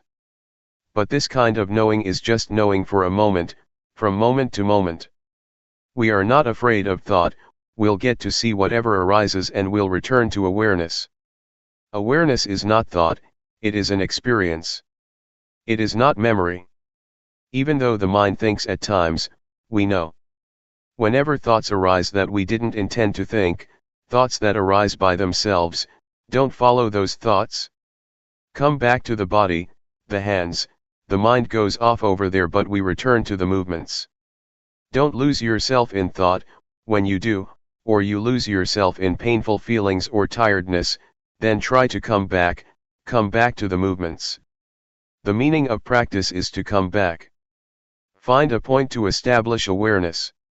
It may slip off again and again but we come back again and again. It gets better and better. It is like a baby trying to stand, as soon as they fall over, they will try again. They fall again and they try again. This makes babies firm, training in walking and sitting makes them strong. Don't help them, let them get up by themselves. Tell them, get up, get up. Don't go and help them. We are the same, when we lose it we come back. Come back to the place to establish awareness, we have 14 such places. Keep doing that. It's only ordinary, that someone who has a job to do has some obstacles. People who work have aches, pains, tiredness and sweating but they keep on working. Or farmers who are out in the sun, they have to continue planting rice, no matter what. Developing awareness is the same, sometimes we have aches and we're tired, but don't let that stop you from making effort. Just know it and come back. Some people work at an office for hours on end, they had to train in that also. When aches arise, one has to adjust oneself. Don't let those feelings have power. Don't let them stop you practicing. To see them and to come back is to build up patience and strength in itself. It is to accumulate experiences and lessons. Sometimes we may get sleepy. Try to wake yourself up. Stir up awakeness. Whatever method works, there is no fixed way. You might get up and walk, you might look up in the sky, you might rub your face with your hands or wash your face. Don't give in to the extent that you just forget about awareness. It is good to train with this. Sleepiness will teach us. Delusion and suffering will teach us. Whatever arises we use for training in awareness. Sleepiness, aches, delusion and thoughts, all are objects for awareness. They are all teaching us. We get plenty of teachings, because awareness is that which solves the problems of body and mind. Awareness is truth. It relates to the body and mind differently than, for example, medicine. For a specific disease such as a stomachache, one has to use a specific medicine. Awareness can be applied to all affairs of body and mind. Sleepiness, delusion, and thought make us aware. Developing awareness is really extremely convenient. Everything is an opportunity to know. Blinking the eyes and breathing can be known. Apart from the formal rhythmic meditation, you can train with this and with that. Sometimes too much formal practice can make one weary. We should change the posture then. Adjust yourself a bit. If we have been in the same posture for too long, we should make some change. Start anew. Make awareness prominent. A movie maker doesn't stay with one scene for too long. If sitting for a long time makes you sleepy, then get up and walk, so that the quality of knowing becomes clear. Don't let sleepiness and delusion become clear. Keep adjusting. Do it a lot and awareness will become distinct and big. It has power now, it is easy to know. When we can't do it yet, it is easy to be fooled. When delusion is mighty, it is a burden, and so we try to train anew, and make awareness precise and clear. Don't just go through the movements of the rhythmic meditation, do it with awareness. If you're not aware, then don't make movements. Do it slowly, be attentive. Jack up your heart, make it firm. No, no. Really no, don't just go through the motions. This will make you familiar and it will be easy to know. It is possible to understand the Dhamma and have realization fast. To know 50% and be deluded 50%, is not a good way to start off, and drowsiness will be a problem. Some people are habitual nodders. You must be awake. Be aware and smile inwardly. Be at ease, set your face, your body, and your heart at ease, don't think that it is difficult. Make yourself comfortable in practicing. We don't focus on what is right and what is wrong. Whatever happens is all right, never mind. A bit of delusion? Never mind. Enjoy yourself. Being overly careful makes the mind heavy, and then it's easy to become dull. But if you practice in a carefree way, it is fun to know. The straight way. May all of you be attentive and intentionally build up awareness, by using movements. Try it out, test it out, experience it. If we are aware of movements for a long time, awareness will abandon that which is no good. To be aware is to do that which is wholesome, and when there is awareness, the mind will gradually become clean, peaceful, and pure. The mind will be like a still lake without the wind blowing. The mind doesn't ripple, there are few objects of mind because of awareness. Awareness is what cleans them up and brings about a natural balance in the mind. Sati is awareness, it is nature, it is your friend. It makes the mind normal. When the mind is normal, it thinks only little. Because awareness makes it feel the present all the time. When there is awareness, the mind is pure. The purity of mind is what normality is. When the mind is normal, it is like still water. One can see fish in water that is still. One can see all sorts of things in the water. We can even see air bubbles of little fish. That is because the water doesn't ripple, We can see everything clearly. We can even see the reflection of our face in the water. Luangpor Teean said that, at the time that he was still practicing, it was as if somebody gave him a push when a thought came up. Oops, what was that? Another thought, and another whoops. Then, he saw it, the mind thinks. It is thought. The reason things happened like this, was because the mind was dwelling in normality. As soon as a thought would come up, that would make a big difference. Thought is something coarse. Before I didn't know that. I thought that the body was gross, but I no longer see it like that. When the mind dwells in a state of normality for 1, 2, or 3 days, the mind is pure, there isn't anything making it dirty. The mind experiences this pure awareness. Before, there would be thoughts and the mind would be soiled by them, there was no knowing at that time. I have been with thought for 20 to 30 years. But when there is good sati, the mind comes into contact with awareness, comes into contact with purity and normality. One could compare it with clean clothes. Or, compare it to being an adult. Before we were children and didn't know right or wrong, didn't know about cleanliness and dirtiness. On seeing mud we would go and play with it. And we didn't feel disgusted. But when one grows up to be an adult, one sees and knows about things.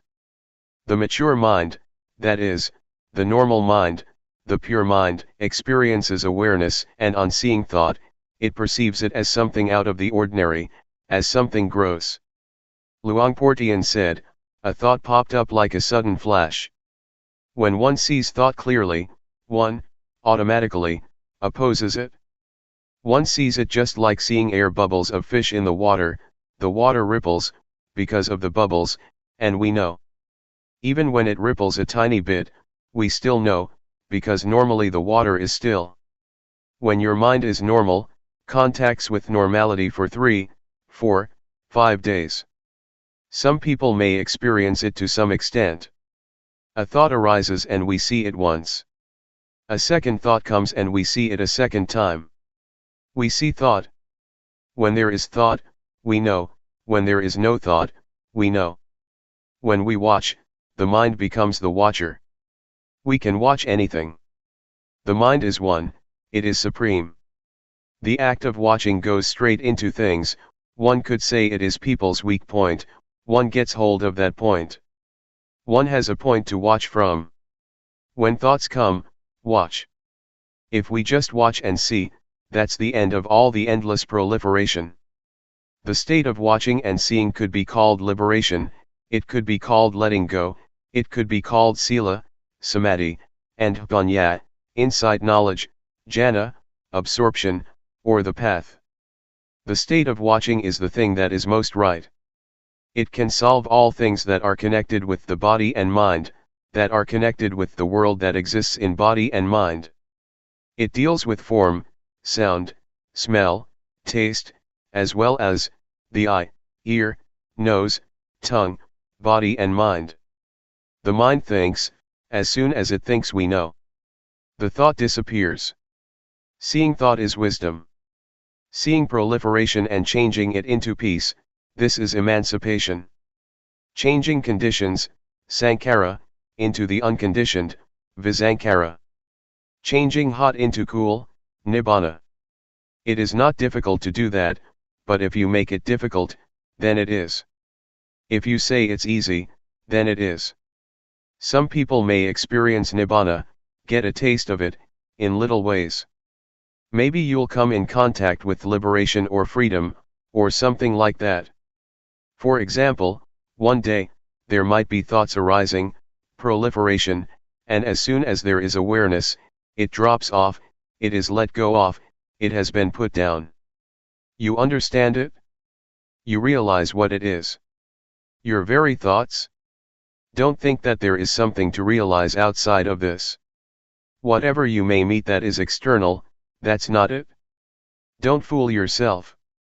Don't look for results far away. A wise man looks at what is close by, as a Thai proverb says. Anger, desire, and delusion are over here. Don't depart from awareness, watch things with awareness over here. Now, the mind is alright, it is normal. It won't be long and it thinks again. We watch that. Watch it clearly. Become familiar in watching, and skilled. Be a champ in watching. It is good to see suffering. To see suffering is the most excellent thing. Clearly seeing the suffering of Rupa and Nama. Suffering gives rise to Buddha. If there was no suffering, there would be no Buddha. Don't be the one who is suffering, see it. To see suffering is to be the Buddha, a little Buddha. The Buddha is the one who knows, the awakened one, the joyful one. It doesn't mean a person, rather, it is the quality of knowing, of being awake, that is the Buddha. The state of seeing is a quality, it is the standard of life, it is the path. But the state of being, caught up, is ill fortune, it is bad luck. One can be all things, one can be the one who is hot, cold, hungry, good, not good, or whatever. The state of seeing, on the other hand, is the inheritance of spirituality.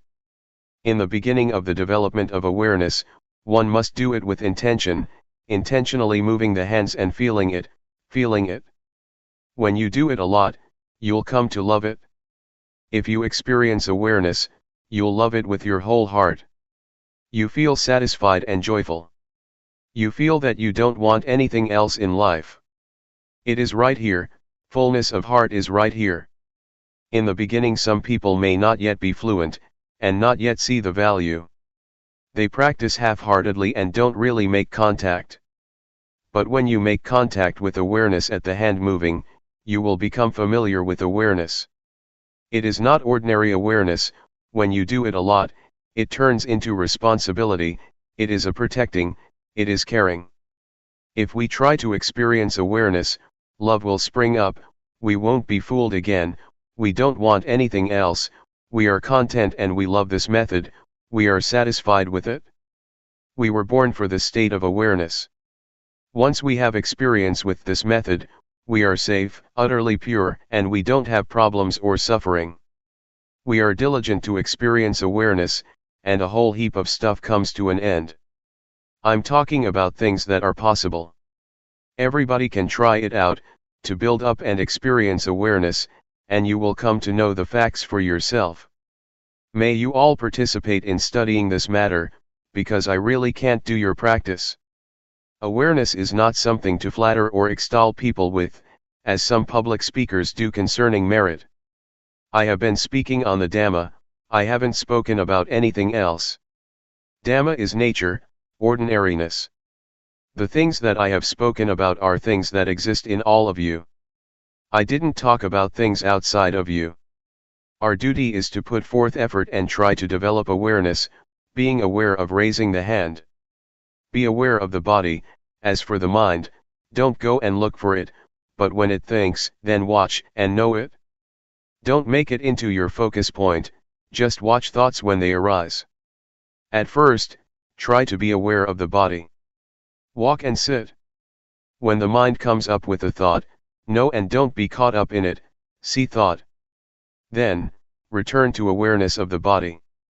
This is the method that I'm teaching you. I speak so you may hear. You are the ones who are listening, reading. Having listened, put it into practice. If this is the way it is, then there is hope for Buddhism. Well, I guess this is enough. I don't talk so much in order for you to remember, I talk in order for you to see clearly. I talk in order for you to go ahead and do it.